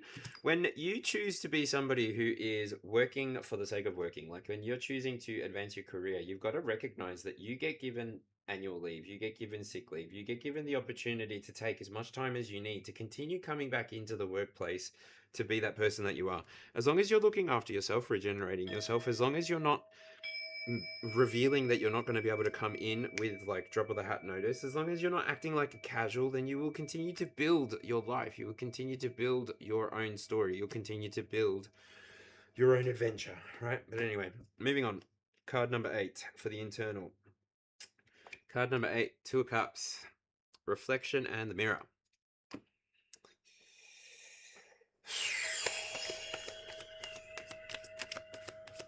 I just keep hearing you healed. You were persistent with yourself. You continue to meet your responsibilities. You continue to meet your appointments. You continue to pay your bills. You just continued.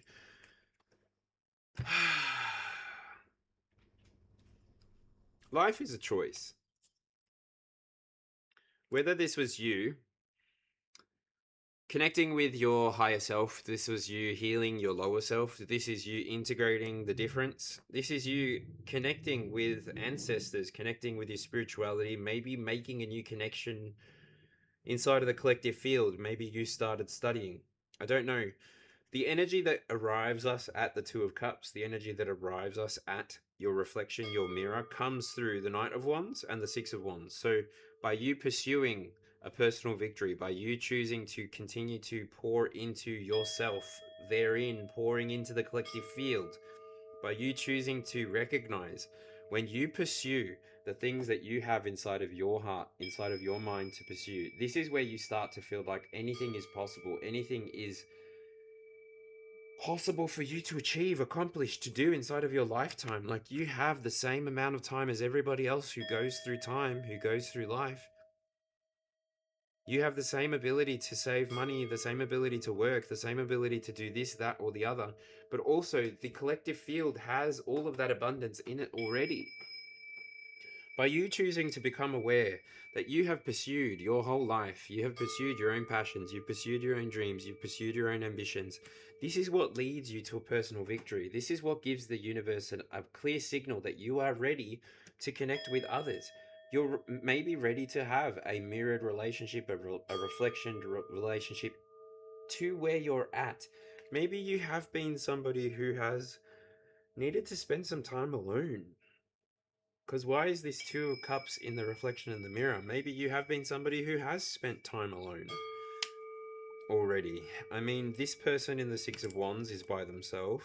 This person in the Knight of Wands is by themselves. This person in the Queen of Swords is by themselves. There's a lone vulture and there's a lone tower. And a lone star, a lone big star. So I don't know. The first multiple people card is the Two of Cups. Maybe by you having gone through all of the experiences that I've described, you've given yourself the opportunity to be ready for, maybe you've made room for a new relationship. Wow, and with this position here, you've got the onwards and upwards cards, which I will read out properly at 4 o'clock. Let go of outgrown situations. The new will be unveiled. So yeah, maybe what I was saying before, in love, you had a transformation. You had to let go of maybe some past love, which was holding you back from having this new opportunity in love. I don't know how it works for each and every one of you. Don't make it fit. Just take what resonates. But by you letting go, by you then pursuing yourself, by you then recognizing that you can win on your own and you can win with others. You're not in competition with anybody. And yeah, that's the shock maybe that everybody didn't see. That you weren't in competition with anybody. You were just trying to live inside of your own truth. You were just trying to get through your own personal set of circumstances. You were literally just trying to find maybe your other half. The bit or the piece that makes you feel good. The bit or the piece that makes you feel whole. But I think you found that inside of yourself. I think that's why this energy that I'm reading right now is so interesting. Because by you having found it inside of yourself, you won't ever lose it now.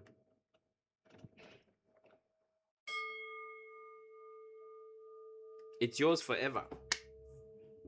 You having found the ability to make connection to yourself, to your higher self, to your lower self, you having integrated how to do this, you having meditated on how to do this at any point in your day or life. This is what's really giving you, again, more energy to pursue the things that you feel good about, persistence, and to continue winning. Being patient to let your victory arrive, being patient to allow, if this is a third person for you, I don't know how you're going to make this fit or take it, but if you're allowing this to be a third party, because these internal nine just talk about you, but if you're allowing this to be a third party, you prepared yourself, you made yourself ready for whatever was coming. And what's the ninth card here? I forget, but anyway, let's have a look. The ninth card here is the Four of Cups.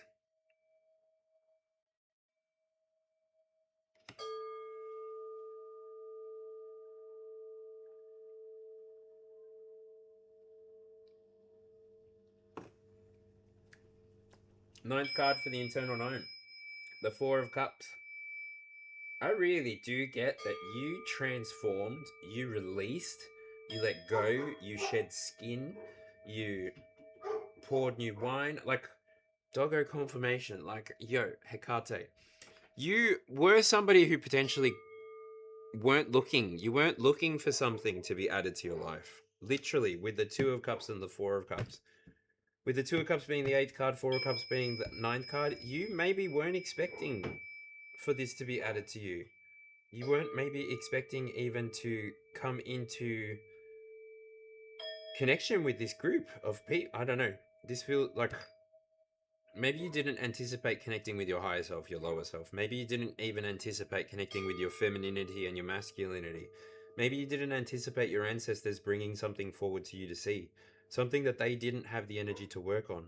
Maybe your ancestors were not able to pursue their passions. Maybe they weren't able to pursue healing in the way that you have. Maybe they weren't able to surrender and transform the way that you have been. You have been on a different path. Cardinal energy did come through here. Something you started was something that your ancestors did not. And that's why your life is the way that it is. 369. And we have 369 ones here. The very core of this, you're expanding. 6, you're winning. And 9, you're becoming. You just are somebody who you don't miss what's for you. And what's for you is brought to you by your ancestors, by your willingness to commit to yourself, by your willingness to be yourself, to express yourself, by you choosing to stabilize yourself instead of to be a mess inside of the field, by you choosing to really regulate yourself and be your highest, best version of yourself. This is what's allowing you to experience what people inside of your blood, inside of your energetic line, have been craving to experience themselves. And so the card here, smoke blessings, smudge with incense, wood, resins, or herbs. Yeah, feels like maybe that's a way for you to connect with your ancestors, to show gratitude, to show love for them. I mean, resins are really, even woods. Woods are a beautiful ancient connector, and resins are too. The energy of the tree going into a rosin or resin. And herbs. I don't know. I'm seeing like a minestrone soup. Anyway, how was that? How'd you go with that? Hello! I'm coming back to chat. How are you? How you all doing? How you doing? Sorry you can't get through. Can you leave your name and your number? And I'll get back to you. See you, Cypher! Hello! How's it going?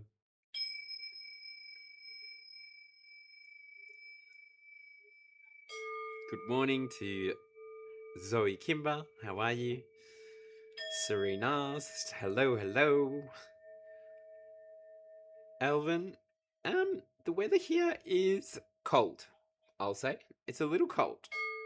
I wear 3 jumpers outside when I go outside, but yeah, I wear 2 hoodies and the lumberjack. You saw the live this morning. I was wearing 3, but yeah. Cool.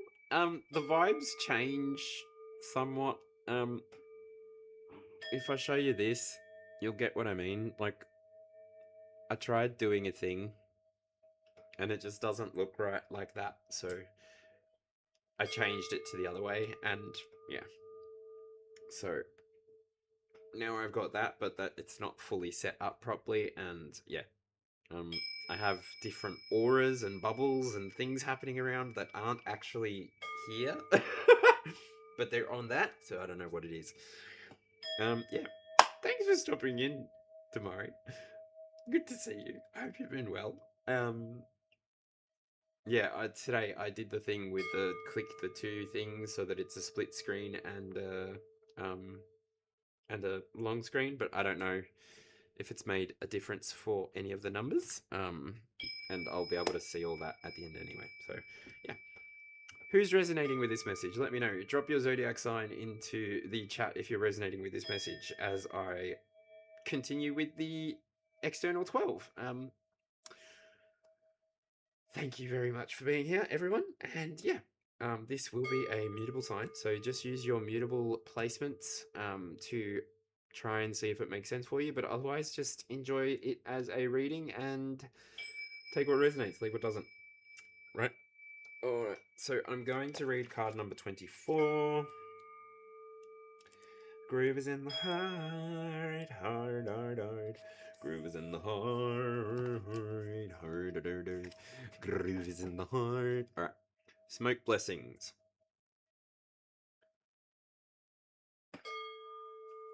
Smudge with incense, woods, resins, or herbs. Inspiration. This card signifies the power of smoke and the practice of smudging. Smudging refers to immersing something in smoke and involves moving a natural, sacred, smoldering material such as incense, sage, resins, oils, or herbs around the body, with the intention of clearing lower energies. Smudging has been practiced throughout the ages across many different indigenous cultures for clearing purposes. It is also practiced as a symbolic means of invoking the element of air. That's why I call on Archangel Raphael, actually, when I light an incense. Palo Santo and white sage are popular materials used for smudging, but it is important to always ensure they are ethically sourced. Smudging is often used in ceremony and when setting up sacred spaces, as it is said to clear energies. Simple and effective. Drawing this card suggests that you may feel better after being smudged. If you have not done this before, you may be surprised at the mood shift it can bring. One of the many great things about having this energy clearing protocol handy is how quickly and easily it can be actioned. While it may not always clear energies completely, it often offers a straightforward first step. Often, when we are most in need of a clearing, our capacity to do this is strangely reduced. We can find ourselves with more excuses than usual to do it later.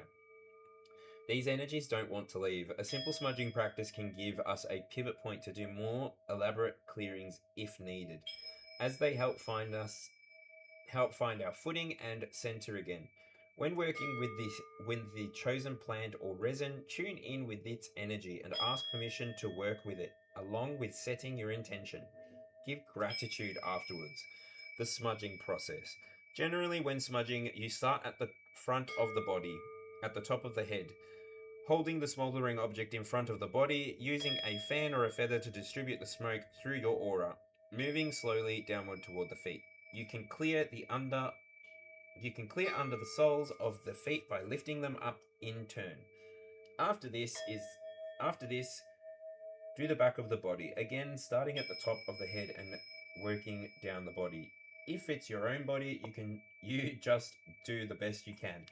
You might like to sweep the smoke back behind you and around you as you move down the front of your body.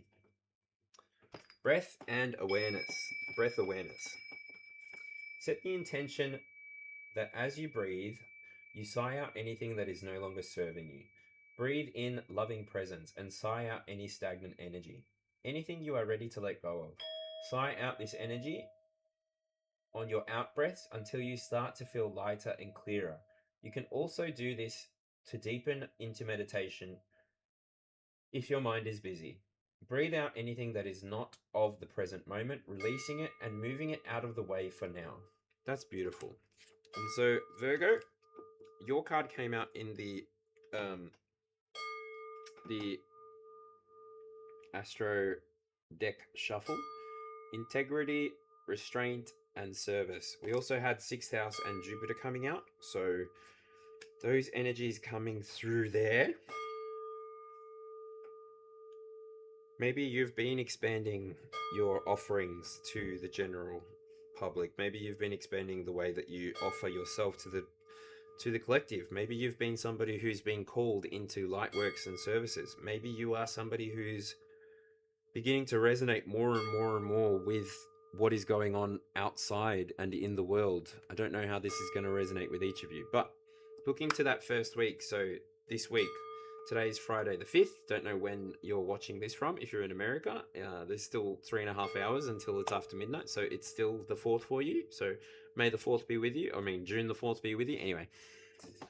So this week, what transits, what changes?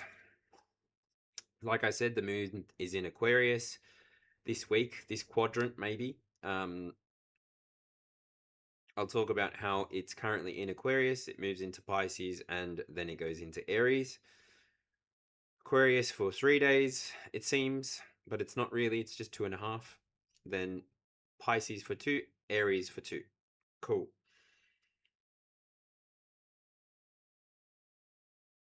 Originality, depth, well, introspection and beginning.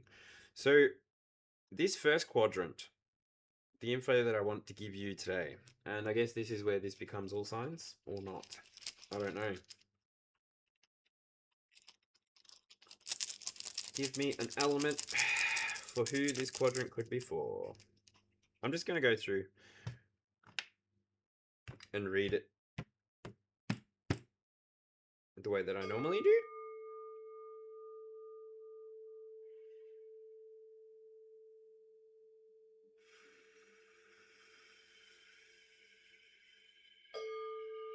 So on the 7th, Sunday the 7th, and Monday the 8th of June,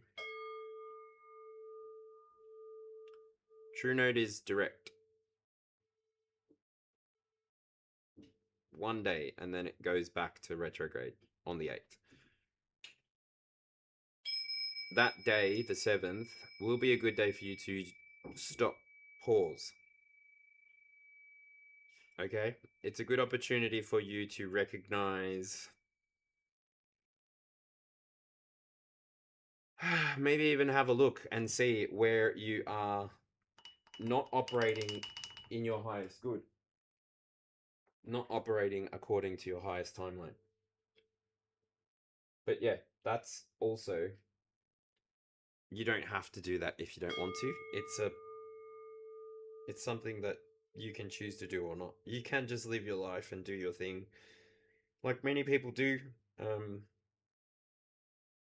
Even at the beginning of this reading, I mentioned that it's not necessarily a everyone experience to do the work that I'm talking about inside of this reading. It's not an everyone experience to be part of the change that brings the human species to the next stage, right? Not everybody will have that same heart, that same, I don't know, dream, ambition, purpose.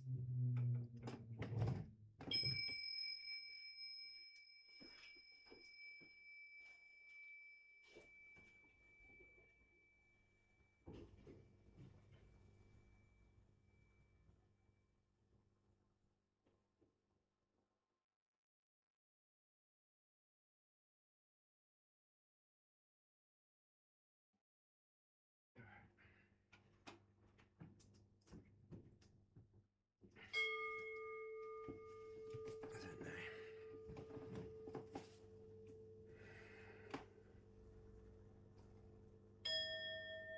Peace inside this moment. Peace inside this field. Peace inside this moment. Peace inside this field. As above, so below. As within, so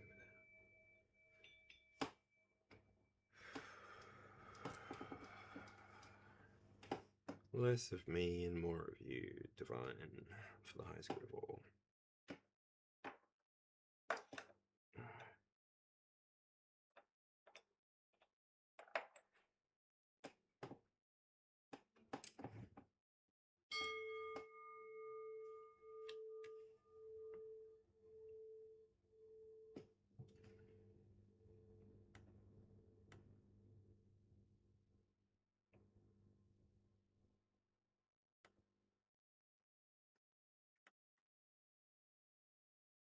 Alright, we've been going for 2 hours.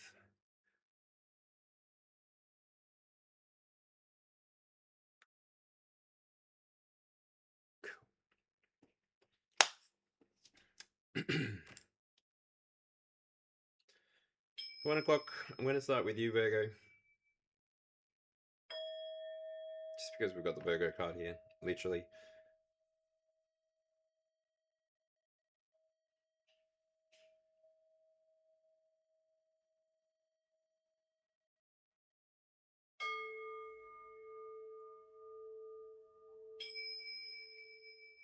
Virgo, I really get the sense that you've been working on connecting with the divine, connecting with the divine feminine is the way that it comes through here. You've been somebody, Virgo, who has made a connection recently to maybe a divine feminine. I don't know. Somebody who's very aware of themselves, very aware of their external surroundings, very aware of the energy that they bring to the table, the energy that they bring to the field, the energy that they even take from the field.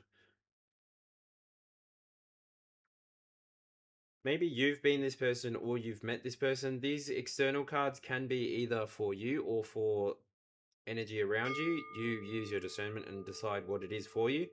Either which way, in the past, you may have been somebody who wanted to be more creative, wanted to be more connected to the moment, connected to the experience. You wanted to have this journey that we spoke about on the inside, the internal nine. You wanted to go on a journey with Jupiter and expand yourself. You wanted to maybe build patience. You wanted maybe to be somebody who was more practical with the way that they express themselves. And here at 1 o'clock, I feel like you have specifically, this is a, oop,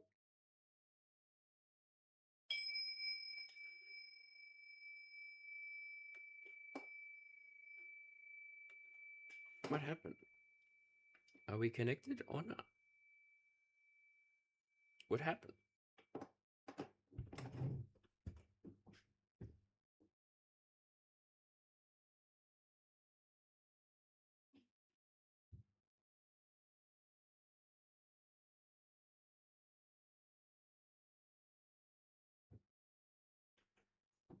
Yep, still connected. Where are my clarifying cards? Anyway, Virgo,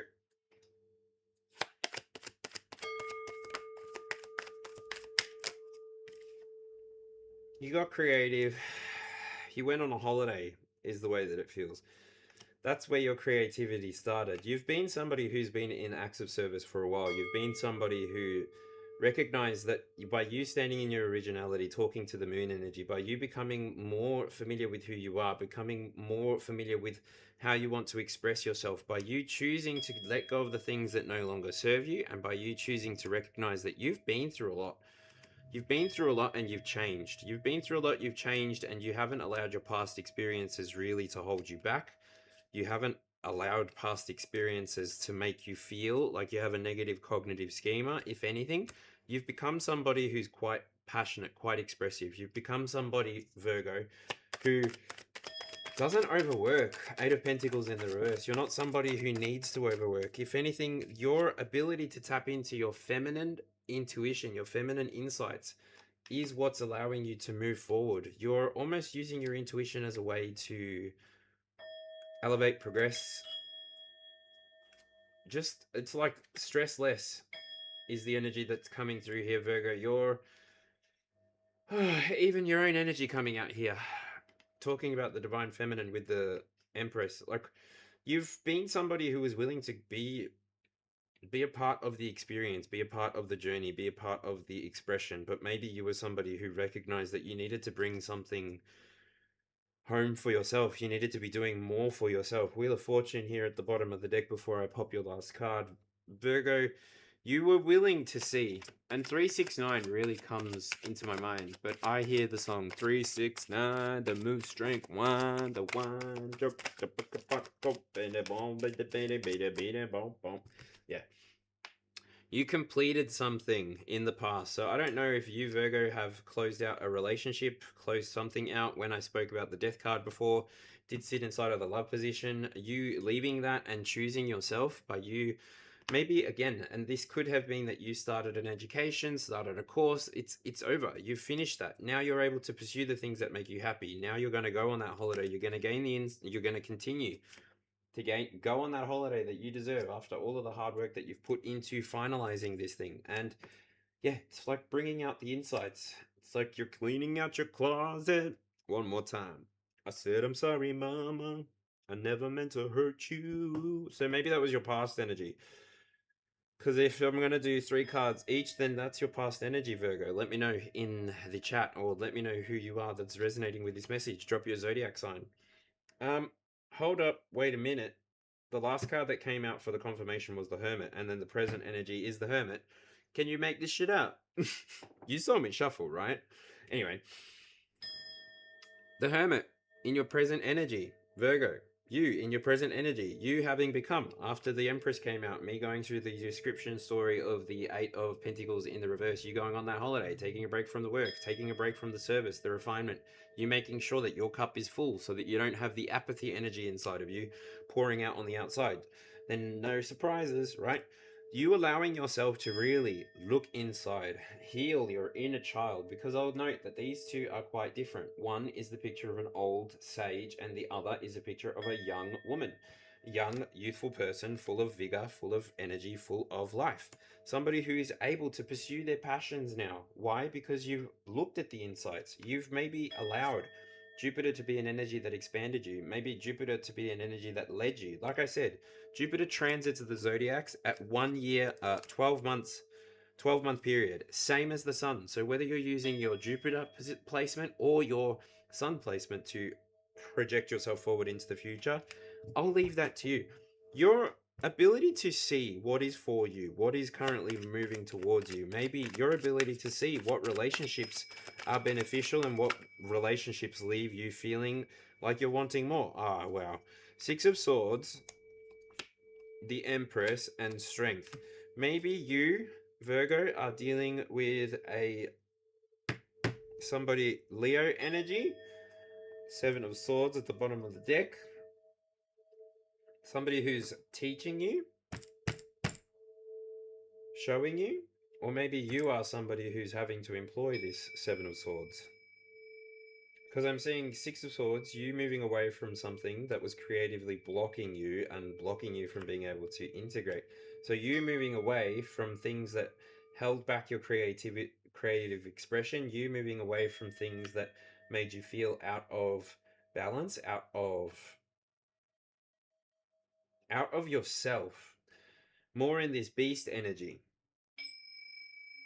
You're allowing yourself to have the right opportunities to come towards you with the feminine sort of patting my head there. You really do see what is for you. You really have allowed your experiences under the sun to teach you a thing or two. Ooh, 3, 6, 9 keeps coming out. The Empress is 3, 6 is Six of Swords, and 9 is the Hermit. We've also got an 8 here. 3, 6, 9, 3, 6, 9, 3, 6, 9. I don't know. It's a manifestation method. Thoth might be important for somebody. Hermetic law might be important for somebody. You've just come to some kind of insight. Something's changed. Something's changed, and you've grown. You've evolved. You've changed directions. You're not allowing anything to really hold you back. You're never returning. Like, it's like you choosing to go back just puts you into reversed energy, whereas you choosing to stay going forward leads you to integration, leads you to full self-realization, allowing you to fully follow your higher self. Well, anyway, last card, future card, potential future, King of Coins, right? King of Pentacles. You made the right investment. You made the right decision. You backed yourself. You gambled on yourself. You gave yourself the opportunity to see your potential. You gave yourself the opportunity to use the mirror, the outside, to see that you are somebody who's capable. You are somebody who's very much yourself. This would be Virgo energy, the way that I describe it inside here. The Knight of Wands would be more cardinal energy, but this here would be mutable energy. You've been somebody who adapted to all of the situations that came towards you. You adapted to all of the learning curves that were thrown at you. You're somebody who's been patient, you've been tolerant, you've been willing to endure things that maybe other people weren't willing to endure, with the tattoos there being on the hands. You were willing to go through the difficulties. I even get Conor McGregor coming out with this card here.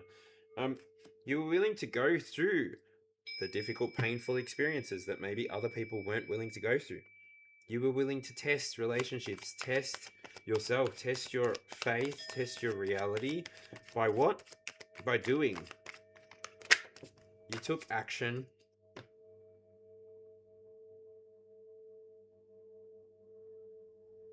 Wow. In your future, because you were able to see for yourself in this moment, in the here and now, because you were able to recognize what was truly for you, what was not for you, you have been able to stabilize your own experience. Four of Wands coming out here.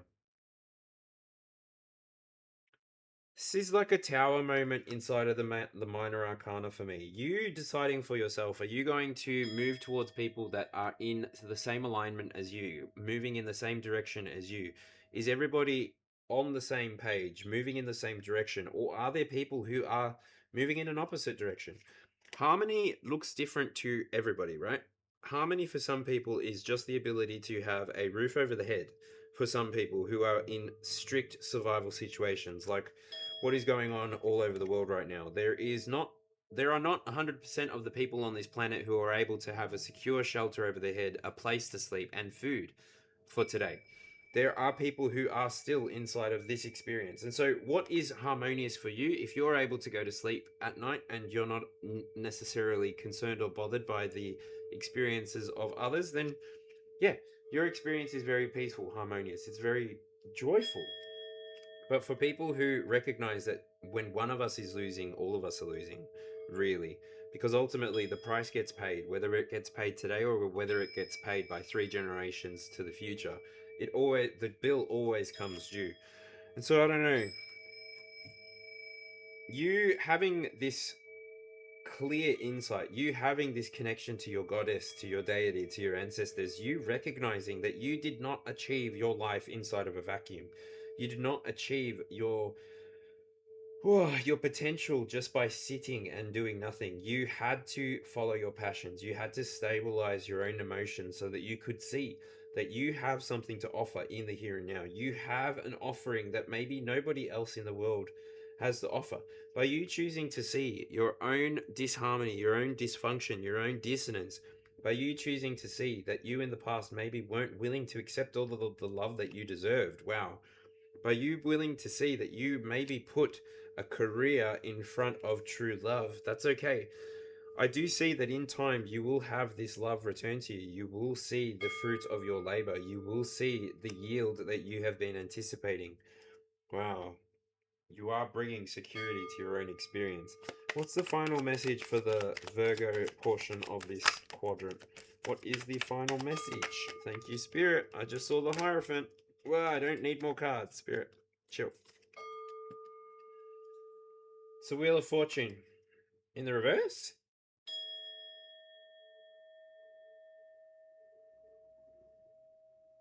No.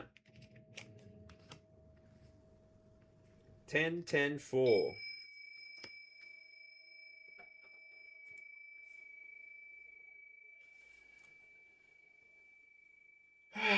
I can tell you, Virgo, for this portion, you will experience harmony. Minus 10 plus 10 plus 4 is 4. So, is 4.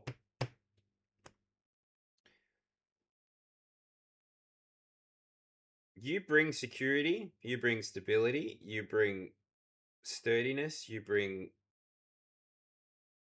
a table. You are the table, you are the chair, you are the solid foundation that you will continue to build on.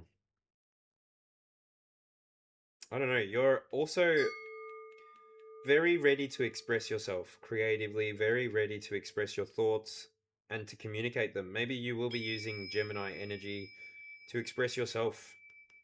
Aquarius energy coming out here with the Six of Swords. Express yourself more clearly. And maybe this is what causes that disunity with some people, but not with all people. The right people will come back towards you. It's your destiny to be surrounded by people who support and see your vision. People who not only see your vision, but are a part of the vision, part of the collective field. So you will be moving away from people and connections that are not in alignment. I'm sorry about it, but the people that aren't on the same journey as you will not maintain the same frequency, the same. And it's no one's fault. It just is. It is what it is. People don't have to grow. People don't have to change. You can. People can stay where they're at for the rest of their lives, and you don't have to save somebody that's not saving themselves. You don't need a savior. You just need to save yourself. What's it gonna take you? All right. So could this part here be for the water sign, Pisces? Because it's water,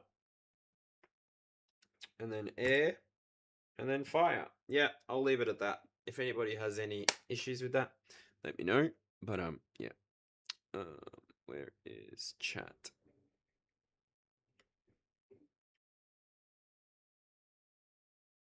Beautiful. Just gonna get rid of that.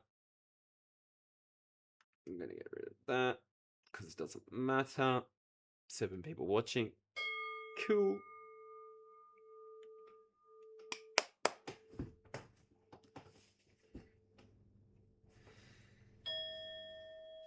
All right, and so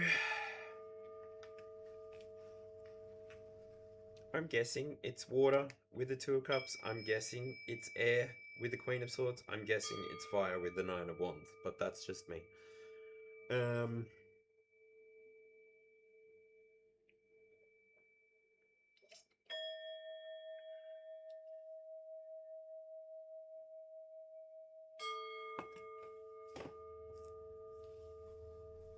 I need more water.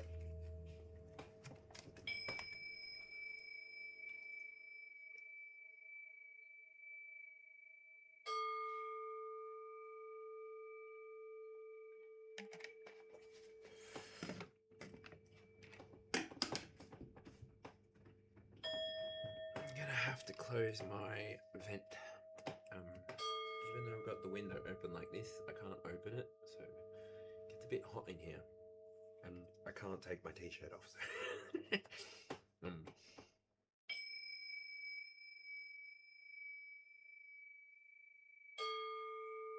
Pisces, onward and upward.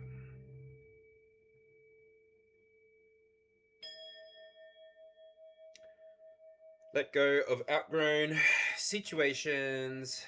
The new will be unveiled. Card number 43.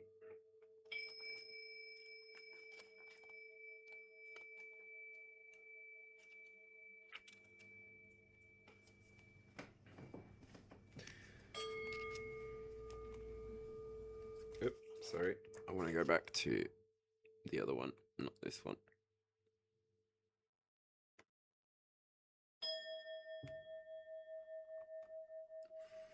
Because this is live. Anyway. Whereas the YouTube studio is not live. Onwards and upwards.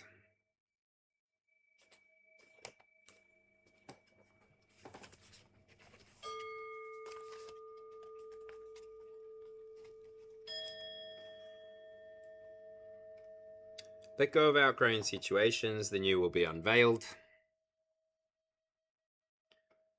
The only thing... I don't know how to do this. I really don't like holding it up that long. So if you need to pause it, feel free. There you go, there you go. Have a look at that. Yeah. Otherwise, buy yourself this deck. Alright. The only thing we can be sure of in life is change. Actually, I can turn my fan on to pull air out of the room.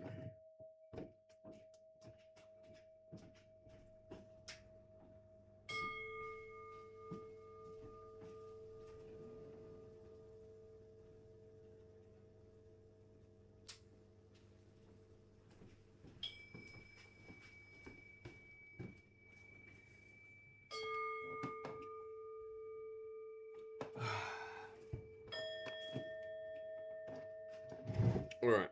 The only thing we can be sure of in life is change. Change can bring transformation and evolution. But to welcome the new, we must loosen our grip on what was. The ironic paradox is that by letting go, you will likely attract the very things you are calling in. When you cling to things in the paradigm of scarcity, you create more of the same frequency in your outer life. When you loosen your grip, you become magnetic to your desires. Clinging is also associated with the feeling of contraction rather than expansion. And we know what happens when we manifest from contraction: fear. Circumstances arrive that reflect our fears, giving us the opportunity to bring the disowned pieces of ourselves back to a place of love and acceptance. Retraining the mind. In the paradigm of knowing that everything is fine, cultivated by learning to put the chattering, doubting monkey mind aside, a new frequency of abundance surrounds you and whatever you are calling in. Easier said than done, maybe, but this card wants you to know that it is very achievable and the results are worth it. Still making your best efforts in the physical world to ensure everything is as fine as possible. But then let the noisy, doubting part of your mind take a vacation. You will find that you have a lot more energy for the situation at hand when less of your energy is spent worrying about it. Change can bring opportunities to pivot and positively level up. It can be a shift that we are happy about rather than one that leaves us in lack. Remind yourself of your gifts and abilities. If your doubting tendencies kick in, learn to trust that you will indeed be fine. This way you can get on with having all your faculties present to receive the wonderful abundance that's already for you. Releasing attachments. The theme of letting go is aligned with clearing. Sometimes these are things in our life that we keep complaining about, wanting to be free of, and yet they seem to keep coming back no matter what we do. The question here is, how are you still attached to the situation? Why can't you let them go? Why are you letting them back in? Consider if there is a part of you deep down, perhaps in your subconscious, that is being fulfilled by this present. This may stem from the need for familiarity, something in your upbringing, or the deep natural fear of being alone. You can empower the situation hugely by unplugging from your role in it. This way you can be truly clear with your boundaries and take real steps to move the situation out of your life permanently. When we uncover these deep aspects, it even makes us feel uncomfortable. We must be in integrity within ourselves and with the outer reality we are calling in. If we are constantly complaining about not wanting something, there is clearly an imbalance. Our subconscious will continue to magnetize the person or situation until it is cleared. Now, this card reminds you to let go while also revisiting what letting go really means. The clearing revocation.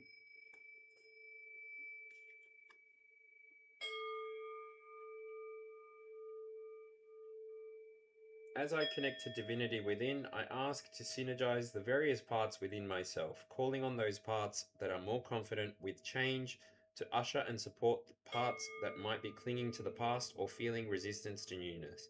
I ask the universe to support me in the transitional time and call upon my guides to help be as easeful, graceful, and enjoyable as possible.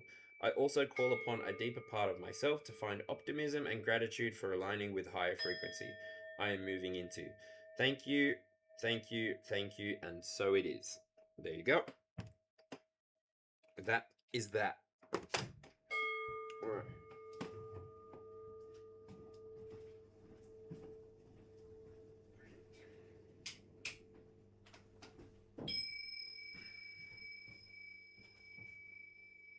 This part here.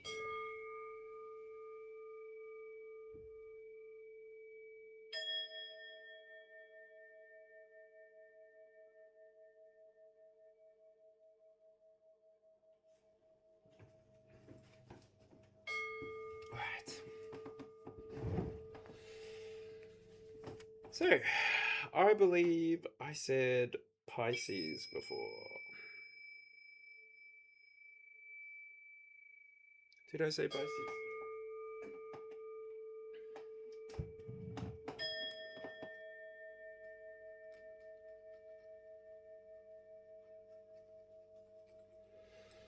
Anyway, Pisces. I've got North Node, destined to have, and the world in your past energy.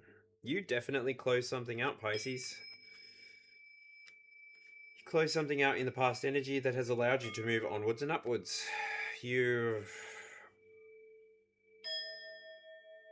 This could potentially be you genuinely having closed out a relationship, having closed out a cycle of learning, having closed out a career. It's talking to the energy of you completing something, right? The world is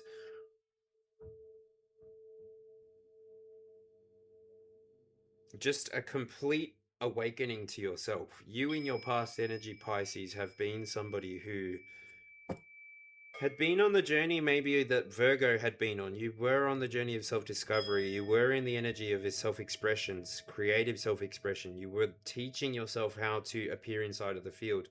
You were teaching yourself how to be yourself more and more and more. Maybe you were somebody who through childhood had to hide, change, shelter who you were.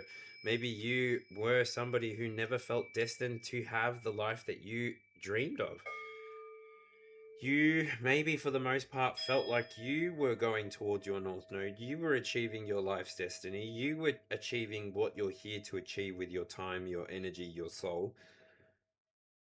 And recently something connected. Something connected. What was it that you've closed out? Yeah, you made choices to begin something. Seven of Cups. Seven of Cups and the Page of Pentacles. Made the choice to begin again.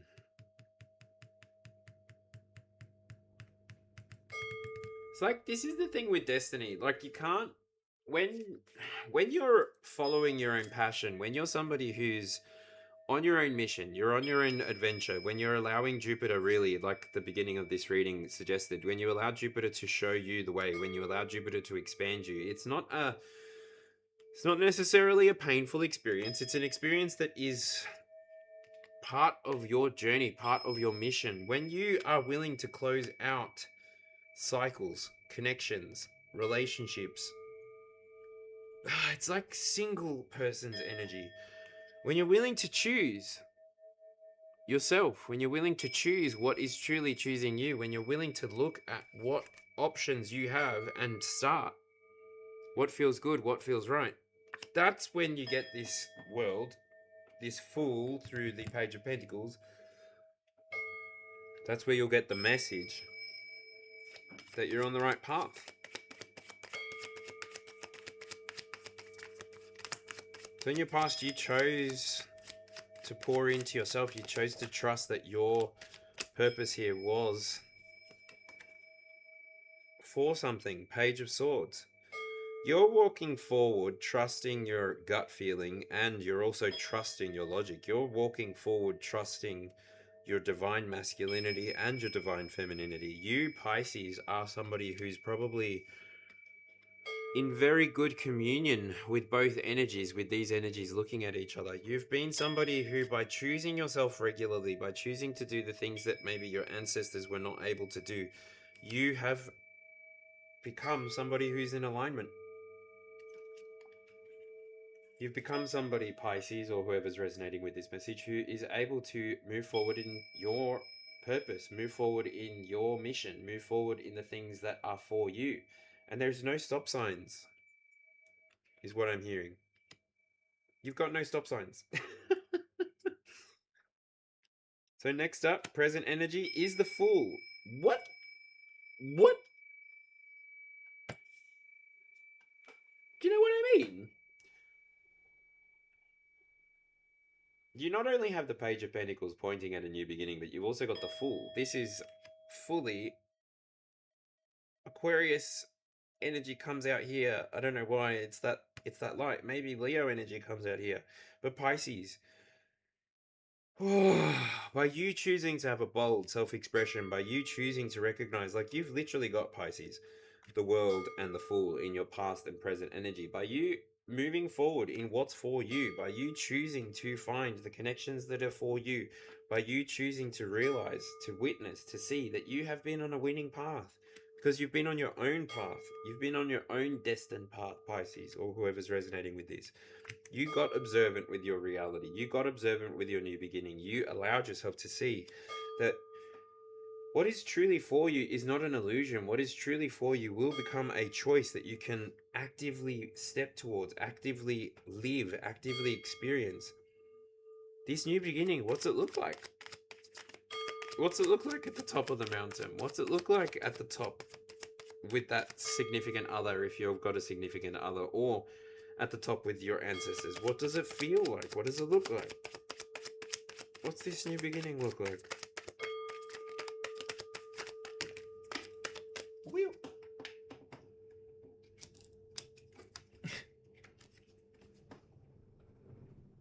The world again.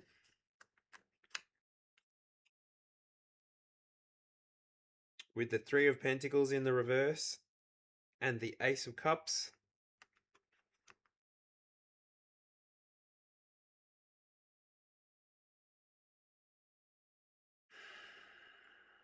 You had an internal victory with the Six of Wands here, okay? This internal victory may have set you on a trajectory to begin something again. Begin something that was important to your heart, that was important to your soul's mission.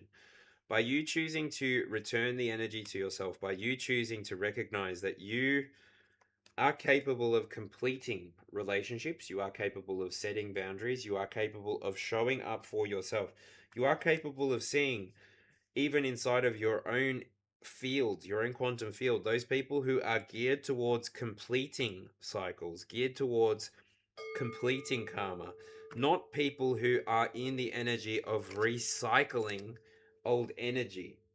You now have the ability, after watching Virgo go through their quadrant, and you now, Pisces, having the intuitive connection to the world, to the ancestors who didn't take this same path of healing, you see that by you closing out your karma, by you completing what is yours to complete, you enable anybody that comes after you to just step into their own experience, their own reality, their own victory, not necessarily needing to process anything of the energy that comes from people in your past, in their past.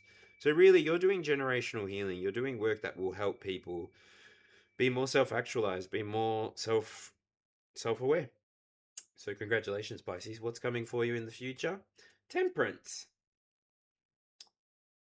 You're bringing balance to yourself. You're bringing balance to those in your field.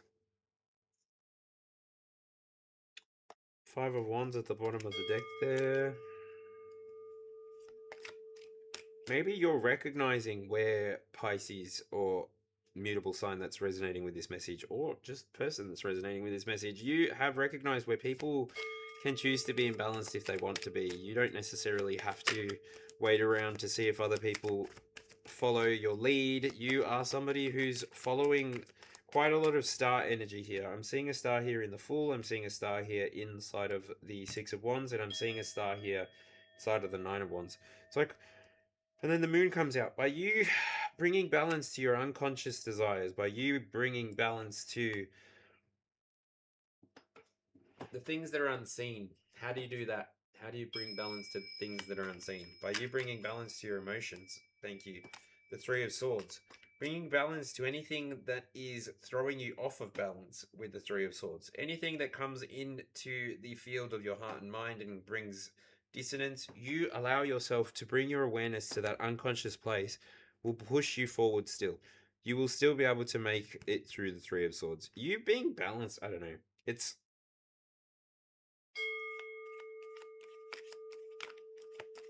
Pisces, person that's resonating with this, you've got the moon on the feminine. It feels like for you, Pisces, a relationship or a commitment has ended and you're being released into your highest timeline. That comes from the Three of Swords. It's the barbed wire. The barbed wire, which sort of looked like it was wrapping around the moon when I was looking at these two cards. You allowing spirit ancestors to bring, wow, 10 of Pentacles, to bring awareness to where you were holding stagnant energy, to where energy was not leaving your body. By you releasing that, even the dragonfly comes out in my mind's eye just now. By you releasing the things that were weighing you down, and I'm seeing a hot air balloon take off. This is where you were able to not only bring balance to your field, but you were able to call in your legacy. It's like you worked with your ancestors, you worked with the collective subconscious, your own subconscious, and you reprogrammed yourself with the Three of Swords. You gave yourself the ability to see what it is that you're here to do, really recognize what it is that your parents were here to do, what it is that your parents' parents were here to do, and what it is that you, as an individual Pisces, Virgo, Gemini, Sagittarius. You have been somebody who's been on a lifelong adventure. You've been somebody who recognizes that you can expand and move into the things that feel good. You can be surrounded by people who make you feel good. You can be surrounded by people who challenge you to be better. It's your life. How you choose to live it is up to you. And ultimately, I see you, Pisces, or mutable sign, or whoever, as enjoying the experience now.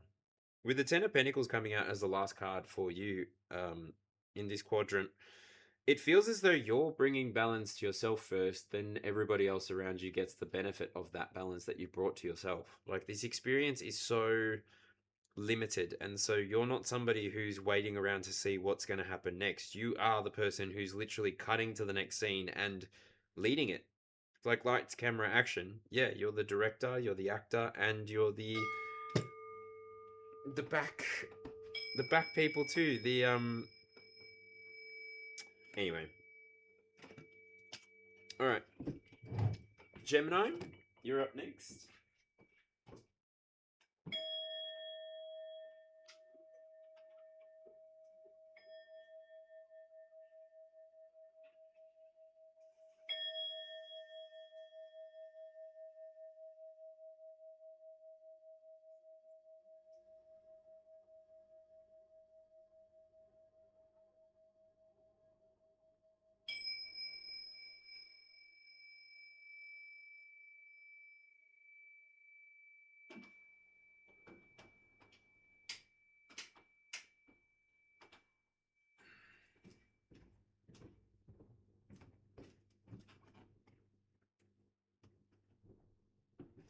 Alright. Gemini, or for whoever's resonating. You're up next. So your card here for this quadrant, which I will read out, is Healthy Boundaries. Activate your no, embrace clarity, and consent. So if you want to have a look at that longer, just pause it. Otherwise, I'm putting that way down. We go. Healthy Boundaries. Card number 28.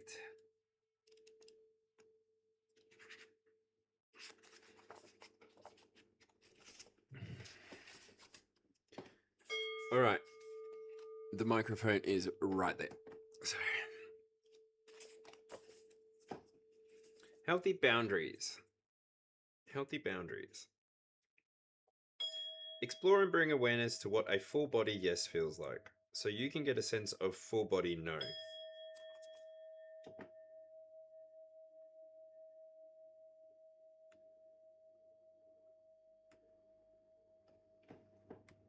That's so annoying. Like, I want it -1 decibel, please.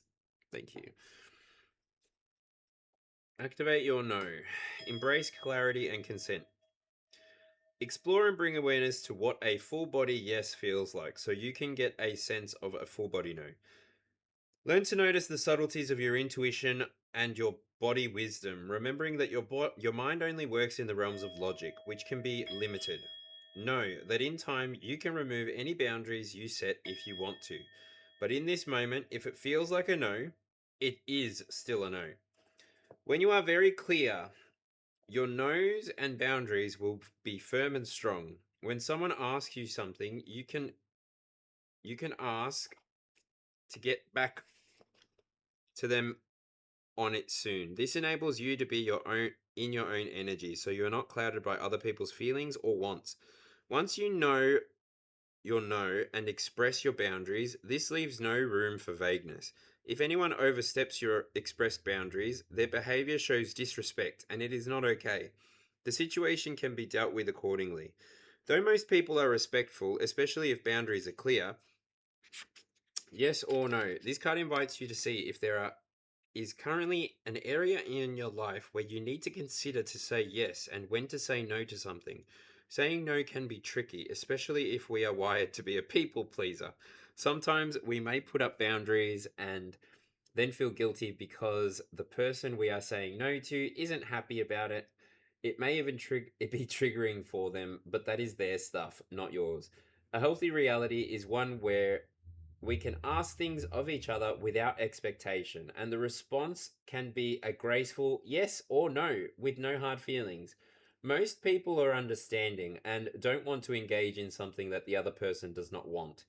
If your boundaries are not being respected, take a look at yourself.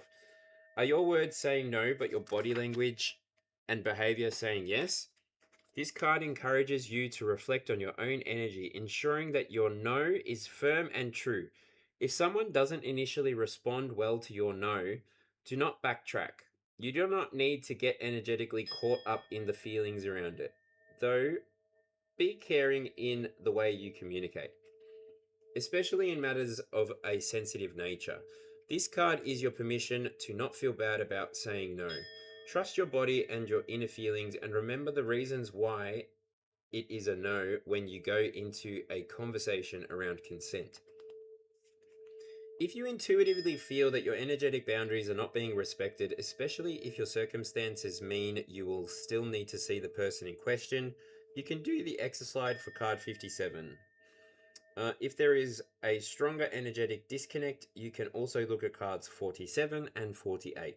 Additionally, you may want to consider getting help from a professional who is well versed in cutting energetic cords.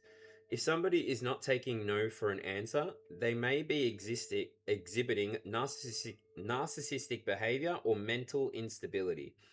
If you are concerned that your physical boundaries will not be respected or you do not feel safe, this may require stronger protocols, including professional assistance. So consider your options. Sometimes we may feel hesitant to say no because we fear missing a potential opportunity.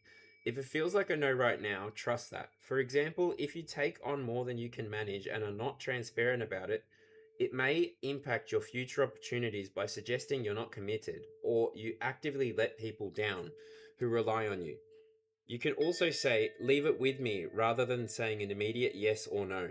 Then do your research, check your schedule, or check in with your energy reserves and, of course, your inner guidance. Just because it is a no right now, it doesn't mean that you can't change. You can also let them know that. If you are feeling overcommitted but have already arranged an exchange that involves you doing something, complete whatever that contract was and then communicate that you do not wish to continue. If what someone expects of you is beyond your agreement, this will need to be dealt with accordingly. Again, most people are understanding. This card may also signify that we need to respect someone else's no. Everyone has the right to consent.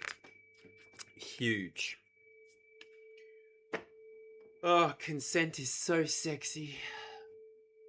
This is why I like agreements. This is why I like terms and conditions. You know what you're getting yourself into ahead of time. Like, me, for example, as an individual, I let everybody know that I've got a cannabis prescription so that they understand what that means. Personal stigma and issue with that is just a personal stigma and issue. Um, and I experienced that a lot when I first got my script. As my ex was a nurse, most of the people that we used to hang out with were um, nurses. And so there was a real a stigma inside of the healthcare industry where they just didn't have the experience or the scope of practice to understand that this is a medication now. This is something that that a professional has deemed to be a viable option for an individual, and I've gone through the processes and whatever. So it's like, that's where for me consent is almost like an empowering moment, because for me, as soon as a doctor has signed off on it, I don't have any of the stress. Like, as somebody who could potentially access it from the street from a drug dealer, like, it's no longer necessary. And because a doctor has agreed that things are good for me, like, that's where I'm at with it. And so I always, and I'm very aware, like, cannabis is not like the easiest thing to disguise. It's very stinky, obviously, and if you're not a user of it, it's horrendous. Like, the smell is horrendous. I imagine it's like if you have babies and you're just used to their shit smelling. Like, you can probably change your baby's diaper easily, right? But like someone like me, I can't imagine changing a diaper. I would be like, because I'm already like that. Yeah, anyway, it would be a boundary for me. I can't wipe. I can't deal with poop. I can barely deal with my own poop. But yeah, it's like that. When when you're familiar with your own circumstances, that's where you are able to express your boundaries clearly. Because you know what your yes is, because you know what your no is. You don't necessarily have to be even aggressive. You could just stand on what you believe in, stand on what you have said. Like, your yes is a yes and your no is a no. And then with this quadrant, we get the yin energy with the Astro deck: intuition, trust, patience, spirituality, and receptivity. Taurus, Cancer, Virgo, Scorpio, Capricorn, and Pisces. So, Gemini, for your quadrant. Oh, what's going on? I need the 20-second card, please, Spirit. Oh, which one is it? The Eight of Cups connected. I'll take it. Eight of Cups.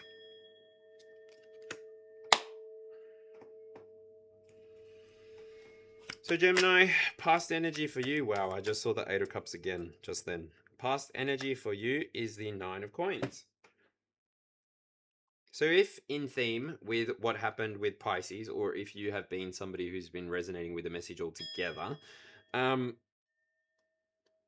you've arrived at independence. You have basically done exactly what the previous card said. You've established healthy boundaries. You are somebody who, again, you're meeting your responsibilities, you're paying your bills, you're paying your dues here and there. You're doing what you're supposed to be doing. You're meeting your responsibilities. There is nothing that you could be doing or should be doing. Like, you as an adult who is resonating with this message, you are somebody who has independence as part of their experience. You are an independent person. You are somebody who has discernment on the inside. You've been through a journey, a mission, an unveiling of yourself. You're here to do something, Gemini. I feel like this independence that you've gotten to, this feminine kind of energy that you're really embodying here, Gemini, and it doesn't need to be. I mean, you could be a masculine that is presenting in feminine energy. Maybe you are calling in all the energy just by holding up correct boundaries. Maybe you, by being somebody who has firm boundaries, is calling in all of what's for you. But either which way, you're tending to your garden. You're making sure that your plants have enough water. You're making sure that your commitments are met. Wow. You're making sure that you're personally satisfied. You, even somebody, I'm being drawn back to the crown chakra. You live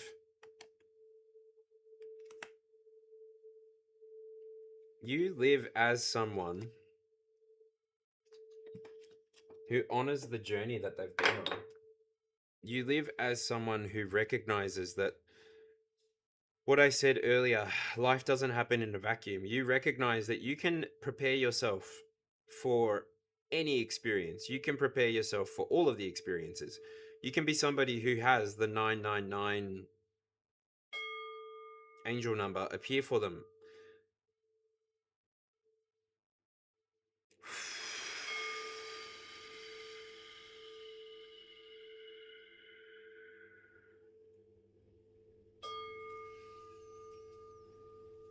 It's like, Gemini, you've had some kind of rebirth, rewriting of the self.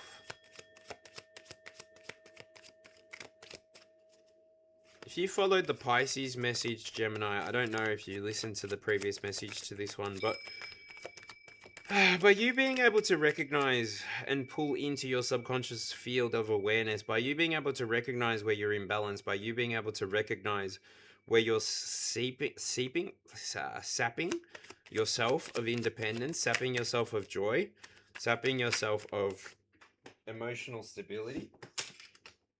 Wow. Even the Nine of Wands in reverse, forgetting how far you've come on the inside, forgetting how far you've come and what you have achieved already. Pisces, it feels like something happened with your emotions. Something happened in your spiritual closet. Maybe you have been going through ascension symptoms. This is a 13. Like I said for you, the death card energy really was coming out before I spoke on it. But it's like this transformation maybe tested your resilience with the Nine of Pentacles. I mean, Nine of Wands coming out. I keep burping, so 9 Pentacles, 9 Wands, 9 Cups. 999. I said that before I saw the 9 of Wands.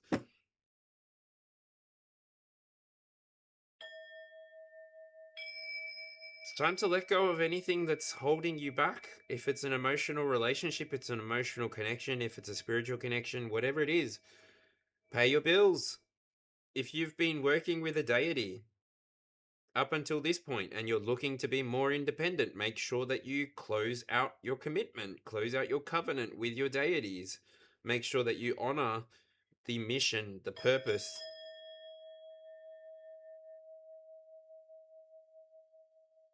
that your soul came to achieve. Like this is where a lot of what I have to say from this channel, from this moment, is when you follow your own passion, when you follow your own light, when you follow your own advice, when you walk your walk, when you talk your talk, when you actually stand up in front of the crowd and you actually say your piece, when you actually let yourself be, hey, Miss Independent, like when you let yourself be the ball of sunshine, I'm walking on sunshine, wow, and don't it feel good? Yeah, I'm drawn to this. You're parallel. Virgo, Gemini. Yeah, that makes sense. That's why it was that way. You have the ability to see that you're an independent person. Like I don't know, an independent black woman comes through. And then, yeah, I don't know. No racism here, but somebody who recognizes their royalty, somebody who recognizes their independence, somebody who recognizes that they have so much to offer. Like, I get compassion fatigue can be a thing. You can get to a point where it's like, fuck everyone, fuck everything. I'm important too. Gemini, I get it. Don't spit the dummy just yet though, because you are somebody who in the past saw it all. Like, it's like, I don't know how to describe this to you without moving on to the next card, because the Tower card sort of populates the present energy for you on the internal, but the external here is the moon. Holy fucking moly. It's like literally each of these readings is continuing with each other. So it's like mutable signs. You really genuinely are helping each other, helping the field, helping everybody get comfortable in the subconscious. Like, this is even past message, Pisces message, 12th house message. It's like, by you using the energy that's available to you, by you using the energy that comes down as if from the divine, comes down like a strike of lightning that shocks everything, shocks you, maybe shocks you into a state of unconsciousness. And then when you come to, I'm seeing the image of Jurassic Park when the little kid jumps onto the fence and then he like gets zapped and then he flies, and then he's not he has defibrillated his heart. Okay, he is not conscious, but Neil Newman, I don't know, the dude does CPR and brings him back to life because it's just a defibrillation issue. Like, I don't know how he did that without having any paddles or anything. Anyway, that's not part of the movie or the story. You have been somebody, Gemini, who I get like ascension symptoms hugely, Gemini. It's like you've been feeling a little bit run down, not sick, just a little bit run down. Like your muscles can't do what you want to do. Your sleep isn't giving you what you're wanting to receive from your sleep. Like everything is coming, but it's not coming as you anticipated. Give yourself a moment, slow down, get comfortable with the moon energy. The moon is the the second presentation of an astral body inside of the tarot. So from 17, 18, and 19, 7, 8, and 9, we see the first, well, even um, 21 is another celestial body. Judgment would be the break in that. Um, and the world is 21.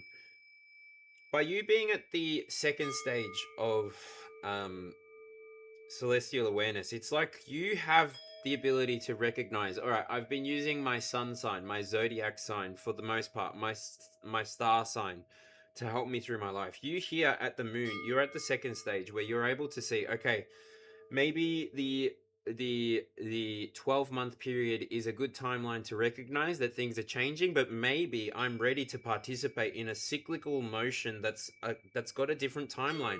Maybe I'm ready to participate in a timeline that moves on a day-to-day basis rather than a month-to-month basis. Maybe I choose to be more present in my here and now. Maybe I'll get comfortable knowing the difference between a moon that's waxing and a moon that's waning, a moon that's full and a moon that's new.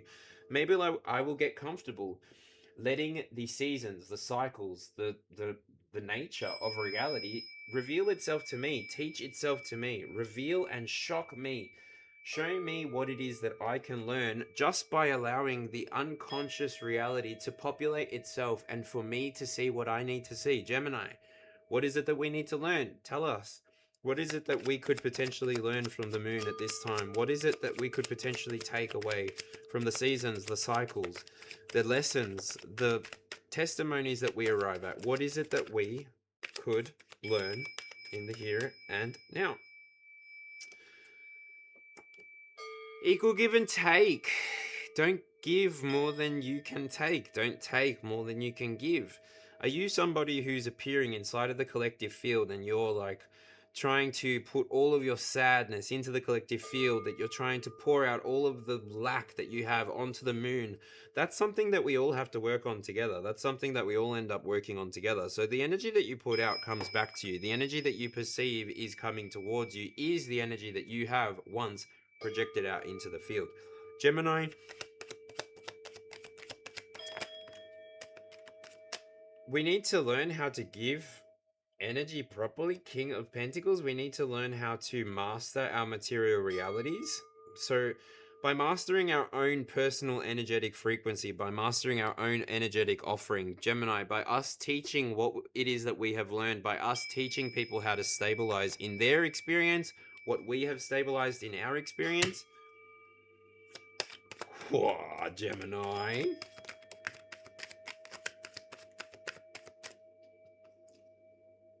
Making each day count. Manifesting the day, the life that you really want. Not being in that former energy that I was talking about. Being in the energy of somebody who pours out all of your woes onto the collective field, onto the cycles, onto the seasons, and then wonders why next year all these things are back, because it's a spiral. You spiral outwards when you're learning to master your power, when you're learning to master your manifestations, when you're learning to master yourself. When you are learning to master your 3D reality, you can't have more than 1 foot off of the ground. You have to have both feet on the ground. You have to recognize that the sun and the moon move at different paces. They offer you two pictures, two celestial bodies to watch and to see that move at a different time, that give you a completely different timeline. So if you're not able to assert yourself with the energy of the current sun sign, then maybe you need to pull back and enjoy the experience of the moon, which is a completely different sign.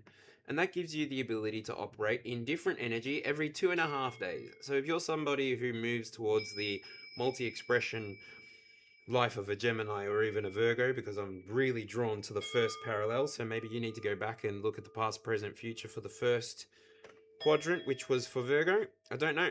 take what resonates, leave what doesn't. You are on the way. Once you gain material stability, once you recognize that you can continue to install boundaries, and your yes is your yes, your no is your no, and other people have the same opportunity, the same freedom, the same right of life. Like, it's an interesting thing when you really start to look at what is important for a human. It's really basic. There are like 6 really important things that each individual needs, and self-expression, I think, is one of them. I think that's why, for the most part, we are able to give deodorant and toothpaste to people who are less less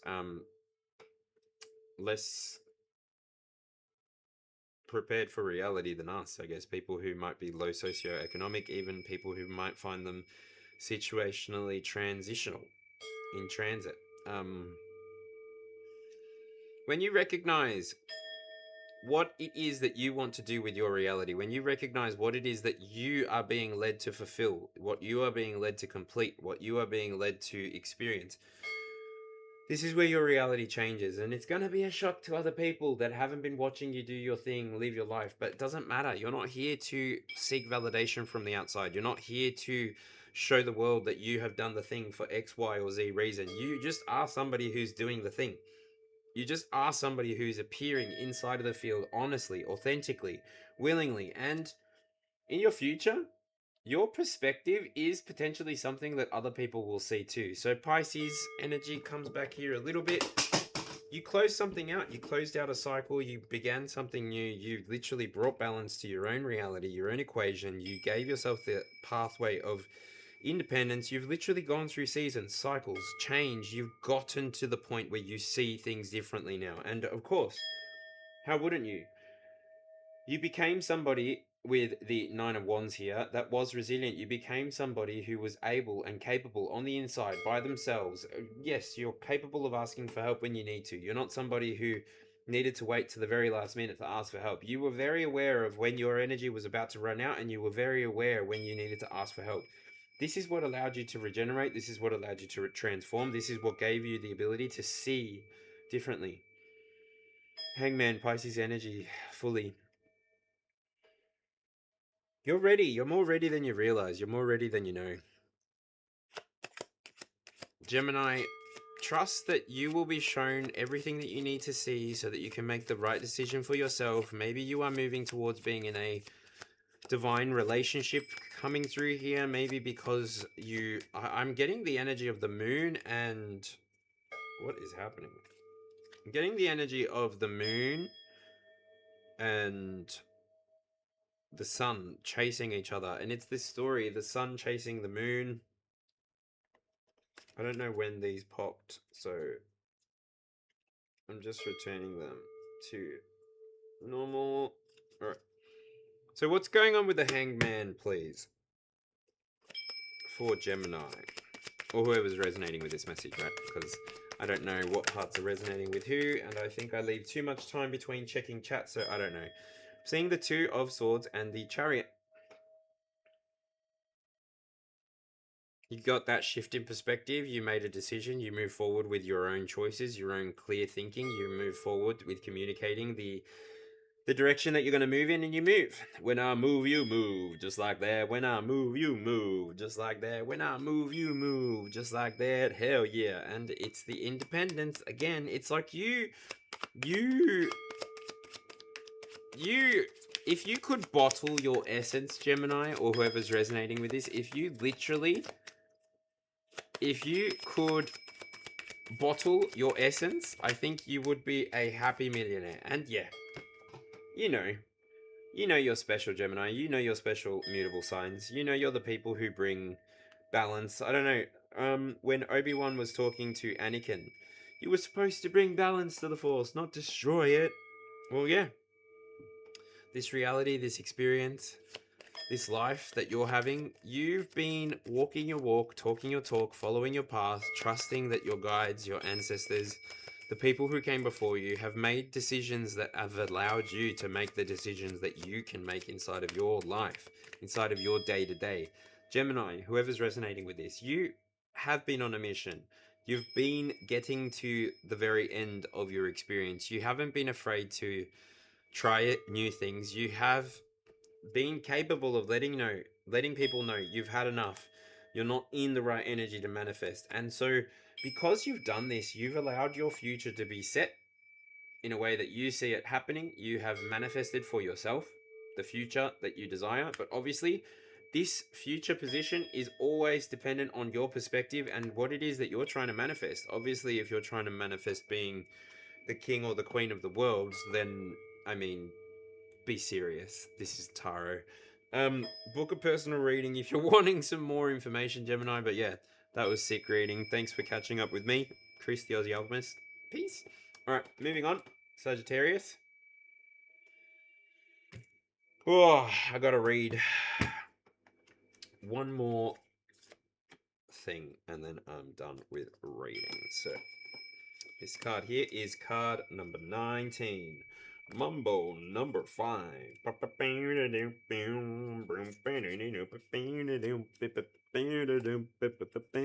Alright. Be moved. Immerse yourself in music that moves you.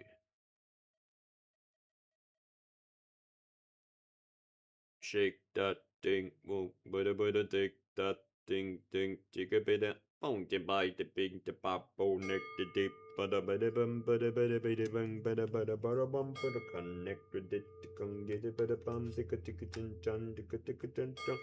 Sexy lady won't bobby bop it on body bop it on body bop. Alright, be moved. This card invites you to be in a state of awe at the incredible world in which we have incarnated. So often we take the beauty that surrounds us for granted. Ain't that the bloody truth? Anyway, seeing this human experience as the miraculous blessing it can be. Seeing this human experience as the miraculous blessing it is can be hard sometimes, but this card encourages us to step out of the everyday, the seemingly mundane, and find something beautiful. It could be nature, the sky, or the face of your child. Let the world stop for a moment while you truly feel this sacred presence. Be moved. Memories and music. Think back on special moments in your life that stand out for you. Consider this moment to be one of them. Yet, you are living it in real time and aware of its majesty before it has gone. Music can greatly help with activating moments like this, something that lifts your spirits and that you find truly beautiful. It could be emotive or ambient. Music without words is also good to allow yourself to deepen. It is like the soundtrack to this moment. Allow yourself to be in a receptive state, receiving this moment in its fullest. Feeling each blade of grass, each flower as it sways in the breeze, with the golden sunlight falling on it. The shadows of the trees gently dancing, the soft laughter in the distance of those you hold dear. Cultivate more of these experiences with or without the help of music. Share them with those you love. Know that you can cultivate this awareness of beauty and perfection even in seemingly imperfect moments. In time, you will grow your capacity and inspire others as you blend this ability into every moment of your existence. Breath awareness. Align your breath to music, the sounds of nature around you, to the breeze.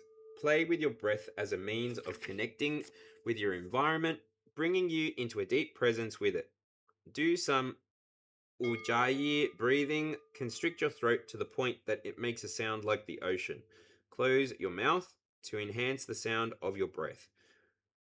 Listen to it merge with all the sounds around you. I have never done that before and I don't know how to do that. So, yeah, Sagittarius, that was your quadrants card. And you got square. A challenging situation and a mountain to climb.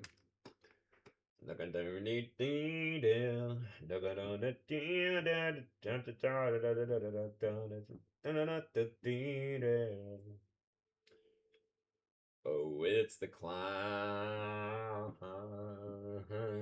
Well, would this be 4 planets altogether? I'm not 100% sure. Would it be 4 planets altogether? I don't know. Be moved. Immerse yourself in music that moves you.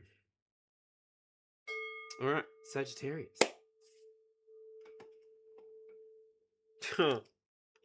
You got the Emperor as your first card, as your past energy.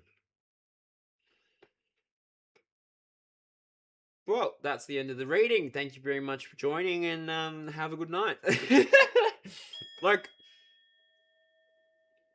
I'm hearing, who is that? Miss Partridge? No, Miss Partridge, Principal Umbridge. I will have order, and that's just it. So past energy is very ordered, very structured. Past energy is the energy of the Nine of Wands. Where do you expand? Where does Jupiter take you when you are in control of yourself? Where does Jupiter take you when you are in control of the way you express your energy? When you are in control of the way that you respond and react to people? Where is it that Jupiter wants to lead you, Sagittarius? In what ways have you been bringing order to the sixth house for yourself? You have been, Sagittarius, somebody who you've been on a mission, I won't lie. Your three cards are the Nine of Wands, the Death, and the Four of Cups on the internal. And so there's a journey there. There's a journey to the center of your soul is how it comes across. The very first card for you, Sagittarius, is Judgment. First clarifier in the past. You were somebody who you've awoken yourself. You've been awakening others. You've been on mission, Sagittarius.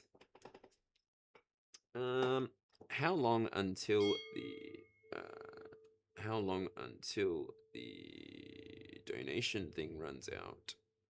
35 minutes, and then I don't need to do it. Awesome. And then it'll just end after the last card here, which is fine. But after the 22nd card, I will say hello to chat, like I always do. So,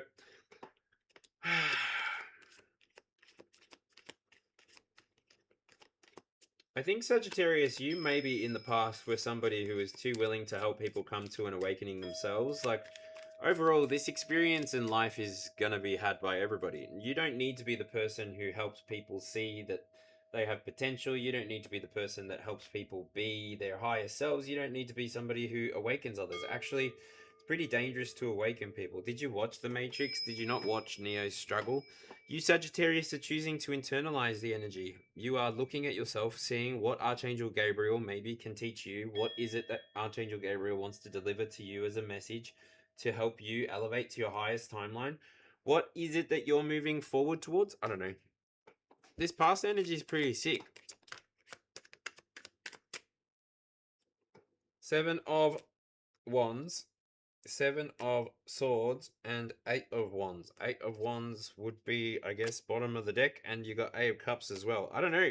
You, Sagittarius, in the past had to move away from people who... I'm getting the energy of harvesting. You moved away from people who harvested energy, Sagittarius. You were maybe surrounded by people who couldn't bring order to themselves, and that's why you were bringing revelation. That's why you were bringing the judgment card to the people that you were interacting with.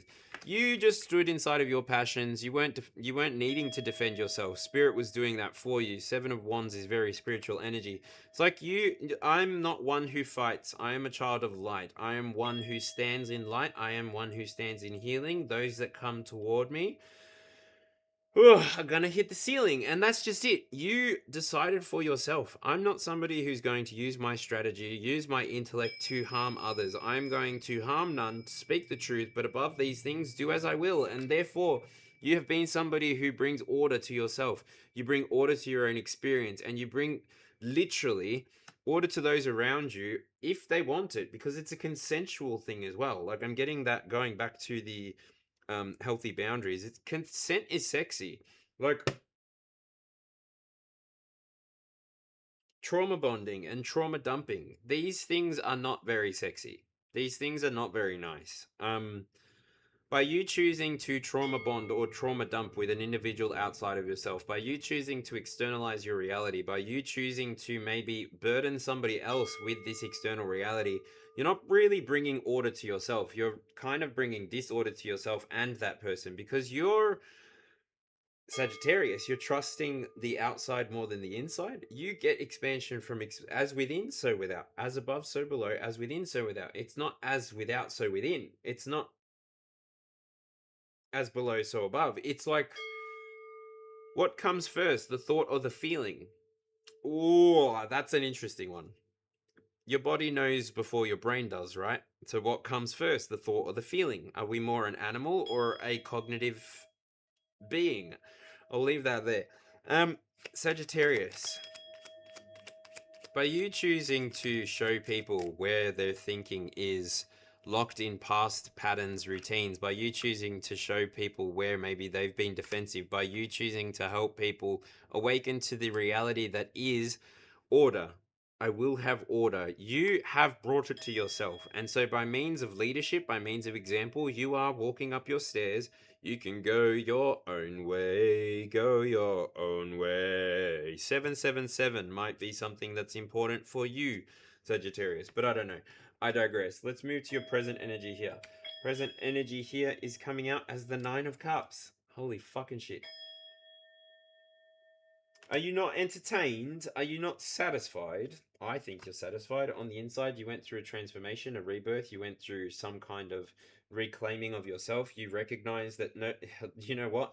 If no one's coming to save you, then no one's coming to stop you either. So you looked after yourself. You don't need a savior. You're just gonna save yourself. Not gonna hurt anyone. You're not gonna lie to anybody, but you are gonna live your life. Live your life. Wait, you know what I mean? You're not somebody who needs the external to validate your experience. You're not somebody who needs to have other people celebrate your job, celebrate your life, celebrate your hobbies, celebrate your dreams. Because you do, Sagittarius. You're somebody who's very satisfied with the life that you have built yourself. You have all of the things that you need inside of your arm's reach. You have all of the things that you want near and around you, and anything that you could want, you make an agreement towards, you make a plan towards, and you really do connect with your spirituality to find your own sense of symbiosis, harmony, coherence. When I move, you move. I don't know. You're just somebody who's even feminine energy. In the here and now, you're somebody who lets satisfaction find you. Maybe you've been somebody who's been celibate for a while. I mean, it's been a long time for me personally. Kundalini awakenings while you sleep is something else. But anyway, that's neither here nor there. What's going on with this Nine of Cups? What's the current satisfaction? And I did draw myself to Pisces, so maybe Sagittarius, something's going on for you in Pisces. That's too many. The Knight of Wands, pursuing your passion. The Nine of Swords. Queen of Cups, it is too many. Can I? Is it the Knight of Wands? I just need 3 per line, please, Spirit. 4 will mean 1 goes to the bottom of the deck, but 5, I don't know what to do with it. Help a brother out. Alright, Divine Mother, Heavenly Father, Holy Spirit, allow me to finish this. Okay. The Knight of Swords, the Page of Wands, and the Ace of Wands. Still Knight energy, so interesting. Before the Knight was Wands, and now the Knight is Swords. So, I guess if I had let the Knight of Wands come through, that was you being in pursuit of something. Or something being in pursuit of you. But now I get Knight of Swords energy. Somebody is taking an action. This is maybe you being an example for others to take action towards what satisfies them, what brings them joy, what brings them excitement, right? I think when people get stuck trying to copy or imitate your satisfaction, your love, your life, they forget that it costs them a lot of energy. It costs them a lot of energy to try and imitate something that just comes so naturally to you, Sagittarius. You just take action whenever you feel like it. You take action whenever God tells you. There's something to be said, there's something to be done. You're not somebody who necessarily goes out and looks at the world for something to do, but you do look at the world with a beautiful curiosity. In your present energy, you have been somebody who allows Spirit to lead them to satisfaction, lead them to peace in and coherence and resonance. Like, that's literally the energy that's coming through here. You're not somebody who's trying to break the wheel. You're not trying to break the mold. If anything, by you being born when you were born, you did that anyway. By you being willing to participate as your highest form of self, by you being willing to participate as yourself, this is where you are constantly renewed by Spirit. This is where you constantly are able to follow your passions, follow your dreams, and really continue to manifest and transform your life into this beautiful, harmonious frequency. If alone, sure, so be it. And if not alone, maybe then with a Knight of Swords, which could be cardinal energy there. Doesn't need to be. Could also be a fire sign with the Page of Wands coming out here. But it could also be a Pisces. So check the Pisces message, check the air message, check the fire message. This is the fire message. So yeah, maybe Sagittarius, this whole message could have something in it for you. I don't know. Check it out for yourself. The last card that I want to talk about for you now, Sag, is your future. Oh my lord. Three of Cups. I see you being somebody that celebrates with others. You celebrate the victories of others. You are somebody who sees other people striving for promotions. You see other people striving for increases in their personal value, in their personal resources, whatever it is. You are somebody, Sagittarius, who can come alongside others who are on their own mission, and you can support. You're not somebody who needs to tear others down in order to have a victory yourself. So what type of community is this that's coming towards you, Sagittarius? Are they in alignment with your highest good? It's going to be a feminine who also is in order. Wow, Sagittarius, are you entering into a divine relationship? Could be same sex, it could be, doesn't need to be. I will have order. I don't know. This could be a new experience for you, Sag. Maybe this is the change in action. Maybe you were no longer satisfied with the past. Maybe you are somebody... Oh, good God, girl, get a grip. Maybe you were somebody who was dissatisfied with the presentation of the Ace of Wands. Maybe there was someone in your field who really, really, really overdid it. And really was really like asserting a feminine presentation. Yeah, I don't know. You had a lot of hopes for the future, for the connections that you make. You had a lot of hopes that the people that you were taking action towards, were having curiosity towards, were looking at being around, working with, having around you in your field. Maybe these people were just in perverted energy. Wow.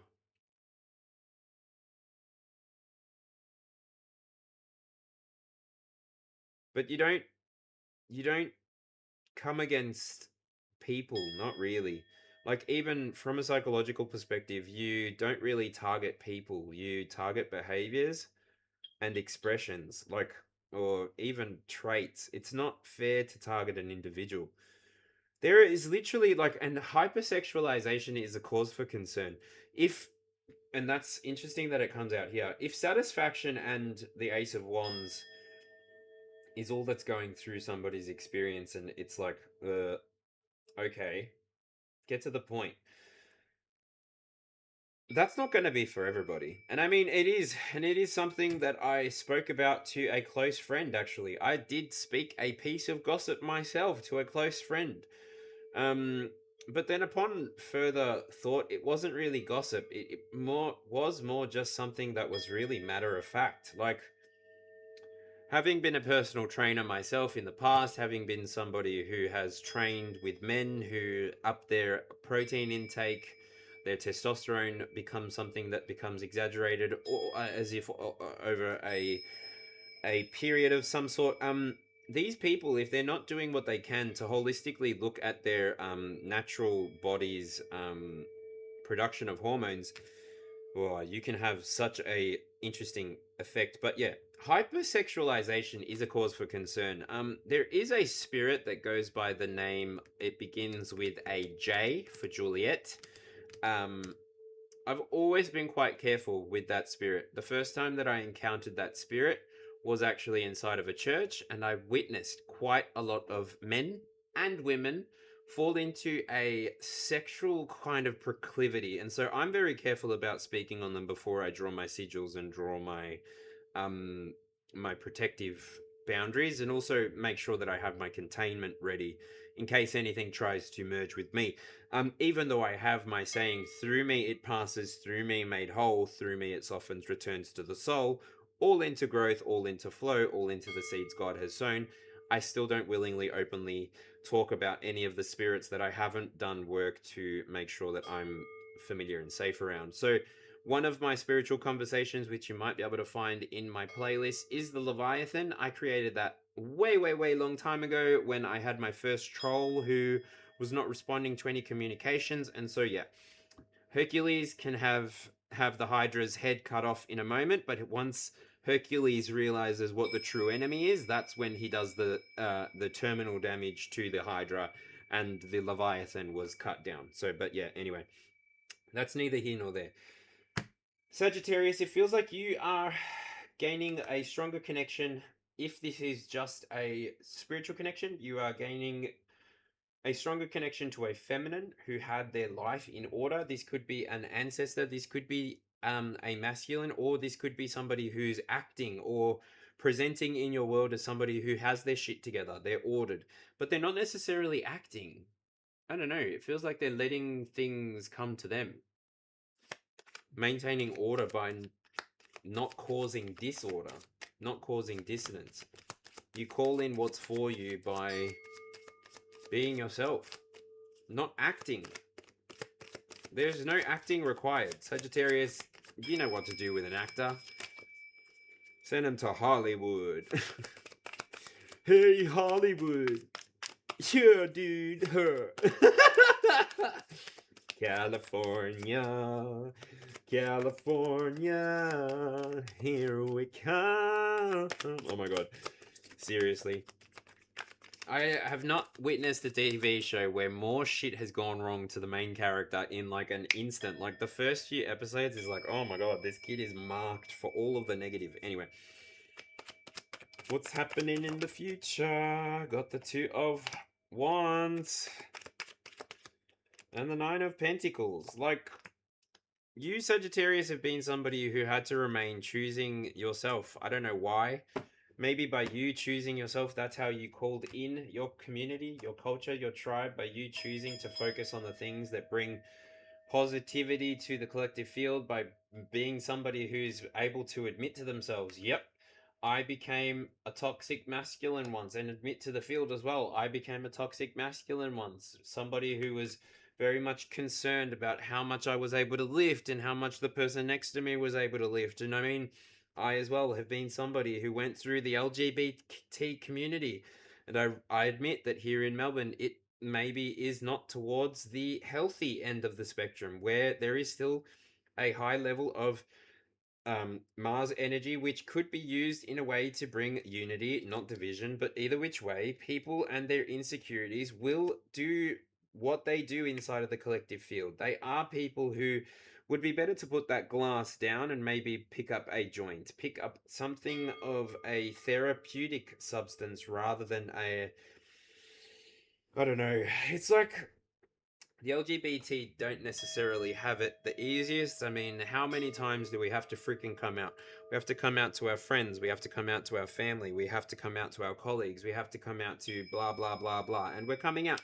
I mean you as a heterosexual person, would, like, say us LGBTI people plus all just decided to assume that everybody was non-binary or homosexual. Imagine that was the modus operandi of all of us. If we became assimilated to the heterosexual style of assumption, right? The world would break. Like, we would have so many macho men literally starting fights because they cannot deal with being called a homosexual. Like, and then vice versa. Straight women who probably couldn't deal with being called a lesbian. Like, seriously. People's feelings and the people's ability to take offense should be studied. I think the Guinness Book of Record could do something with that data as well. I don't know. By you choosing Sagittarius to move towards people who are in alignment, who are bringing order to their field, who are not necessarily choosing to be out of alignment, who are choosing to be themselves, like not acting is the way that it comes through. By being yourself and recognizing this is not the Nine of Pentacles, this is the Seven of Pentacles. By you choosing to recognize that you have been, in the past, somebody who's capable of teaching a lesson to those around you. Maybe you were a karmic in your past. Maybe you were somebody who used to like to drink a lot. I don't know. Used to like to partake a lot. I don't know. There comes a time in every young adult's experience where they recognize, oh, there are consequences to actions. There are consequences to choices. There are consequences to presenting in one way. There are consequences to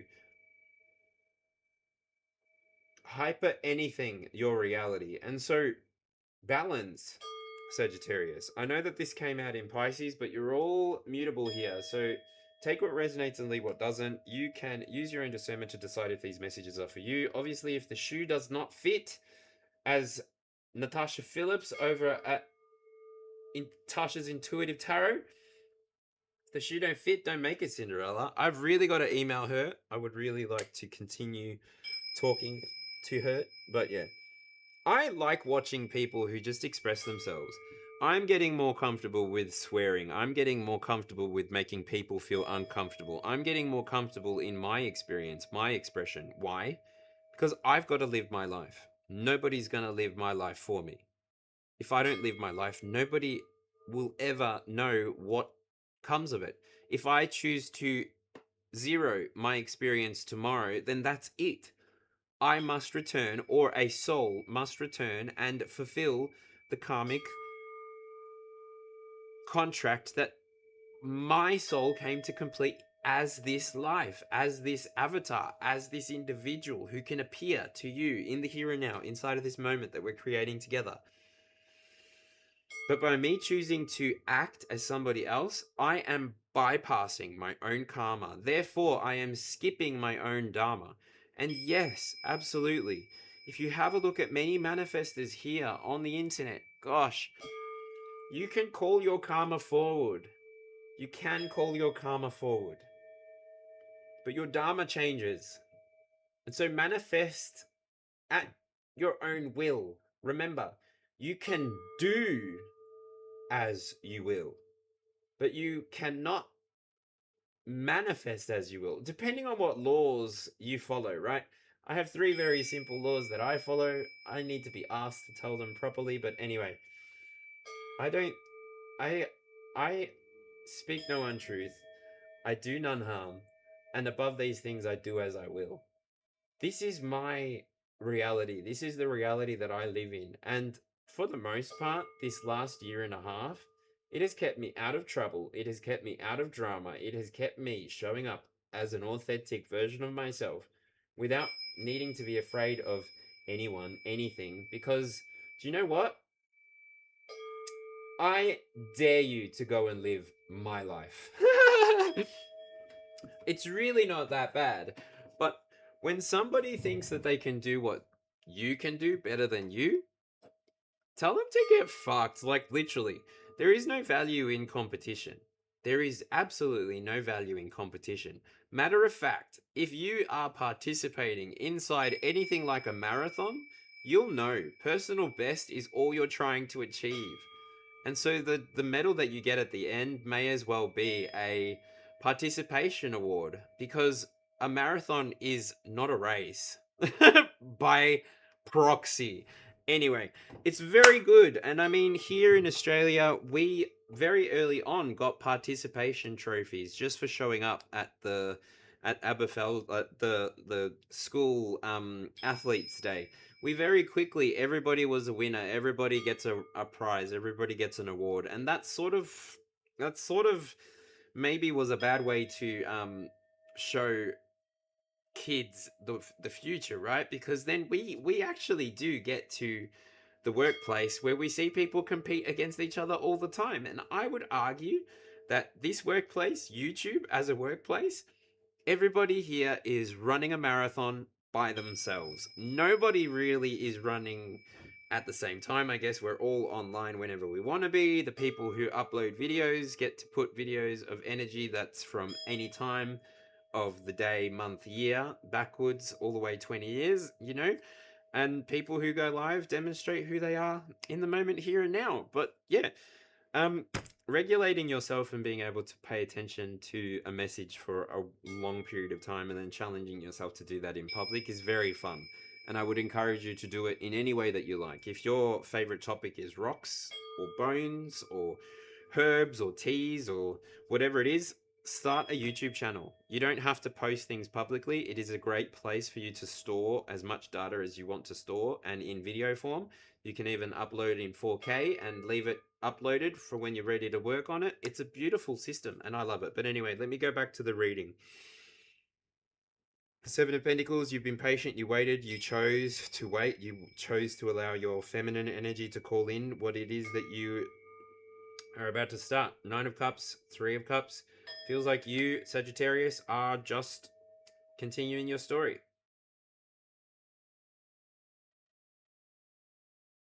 You're just showing up as yourself. And anyway, the very last card for this reading, the very last card for this reading is the Eight of Cups. Now, I'm going to pull 3 clarifiers for this. Have you completed this cycle or have you just begun? Person that's resonating with this message, are you completing this cycle or have you only just begun to scratch the surface? I did just look over at the Gemini clarifier, the Magician in the reverse. So maybe you are somebody who's at the beginning of a journey, of trying what fits for you, what is right for you. The Eight of Cups in this picture kind of gives me the energy of somebody who is Goldilocks. This one's too hot, this one's too cold, this one's just right. By you choosing to get central with your experience, by you choosing to recognize the sun and the moon, the cycles inside of your experience, you can walk away from things that are no longer in alignment. You can walk away from things that cause you anxiety. You can walk away from things that take up space inside of your mind, inside of your thoughts, inside of your experience. You don't have to stay where you don't feel like you fit. You don't have to stay where you don't feel like you belong. You can break the cycle. You can move away from soul ties, from people, from workplaces, from school, university. You can disconnect from anything that's no longer right. You can choose yourself. You can choose to respect yourself, to see all of the effort that you've made and walk away. I'm walking away from troubles in my life. I'm walking away. Yeah, yeah. Nine of Swords. You just... I don't know. It's like this person all of a sudden doesn't seem like they've got difficulty sleeping. They actually feel like they're holding their head like, oh, you know when someone goes,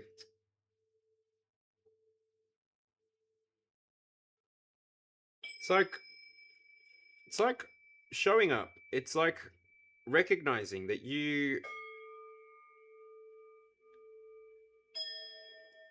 give yourself persistence, you give yourself patience, you give yourself the ability to really see everything that you could offer, and you offer it. And that's like, I get this feeling of like you're making room. 9 plus 4 is 13 swords. You're moving away from toxicity. You're moving away from low vibrational frequencies. You're moving away from feeling stuck.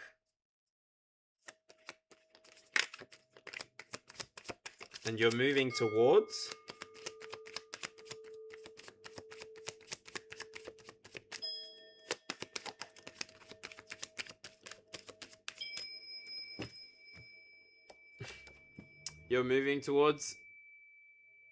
the temperance. You're moving towards being somebody who has a balanced masculine presentation. Now, I will admit, throughout this entire reading, it did feel like everybody inside of this field was operating from feminine energy, allowing the universe to bring to you what it is it's going to bring to you.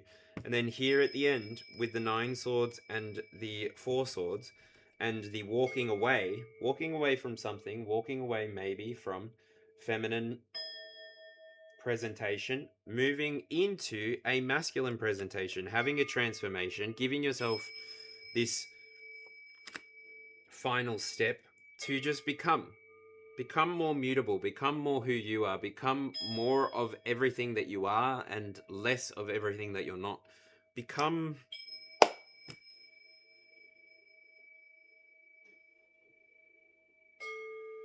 aligned with your highest timeline, ultimately. But this is all a choice. This has always all been a choice. No one person can tell you what to do. Mutable signs, you would adapt to this kind of message anyway. So, yeah. It's interesting. By way of Jupiter, I am a Leo, but by way of sun sign, I am a Sagittarius. So, what's your sun sign? What's your... Oop. Sorry. I just bashed the microphone. What's your sun sign? What's your Jupiter sign? I'm going to go and check on chat. So, let's deal with that. How was that reading? I'll note that there are 8 people here now. So, hello to you, 8 people. How are you? I hope you're well.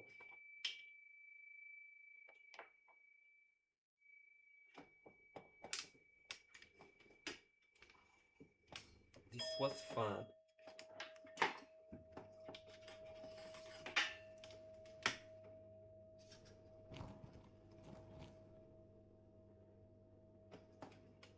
I can't plug that in. Hello, Vin. How's it going?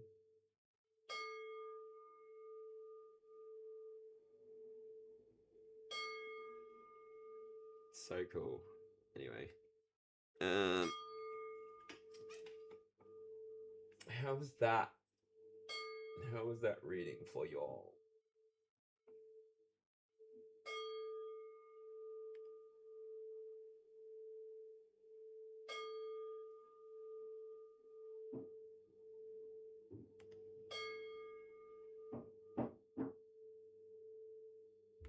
Elvin, I'm alright. Doing good. Having fun. Having a good time.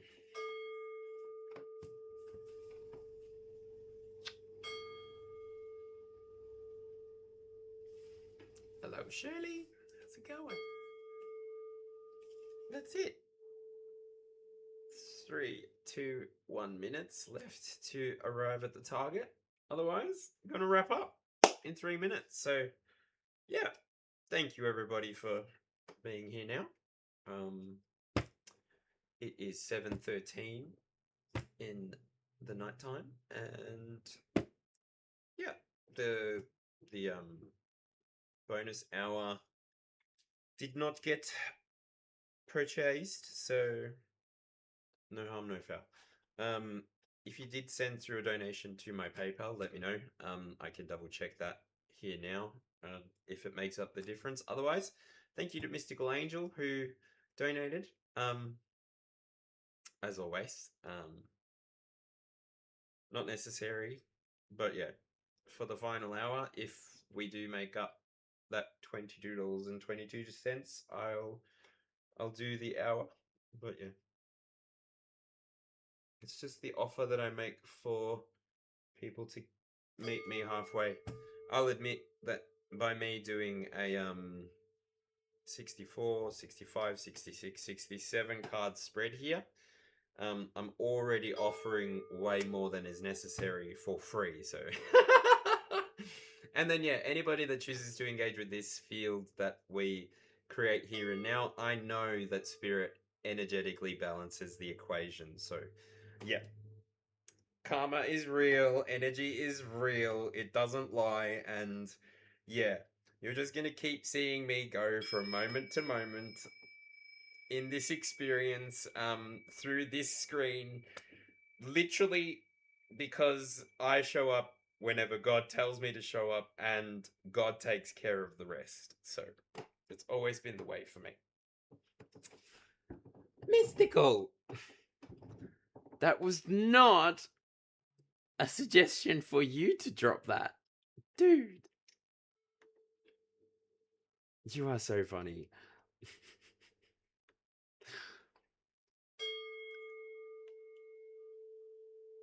That is so funny.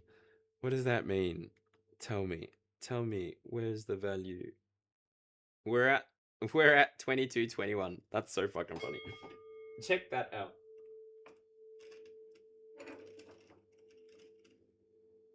22.21. That's so funny.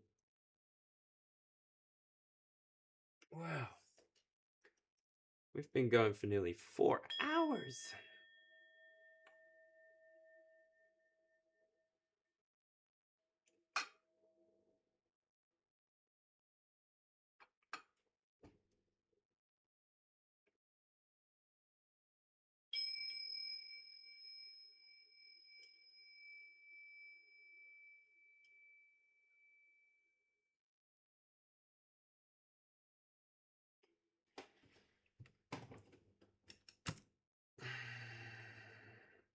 All right.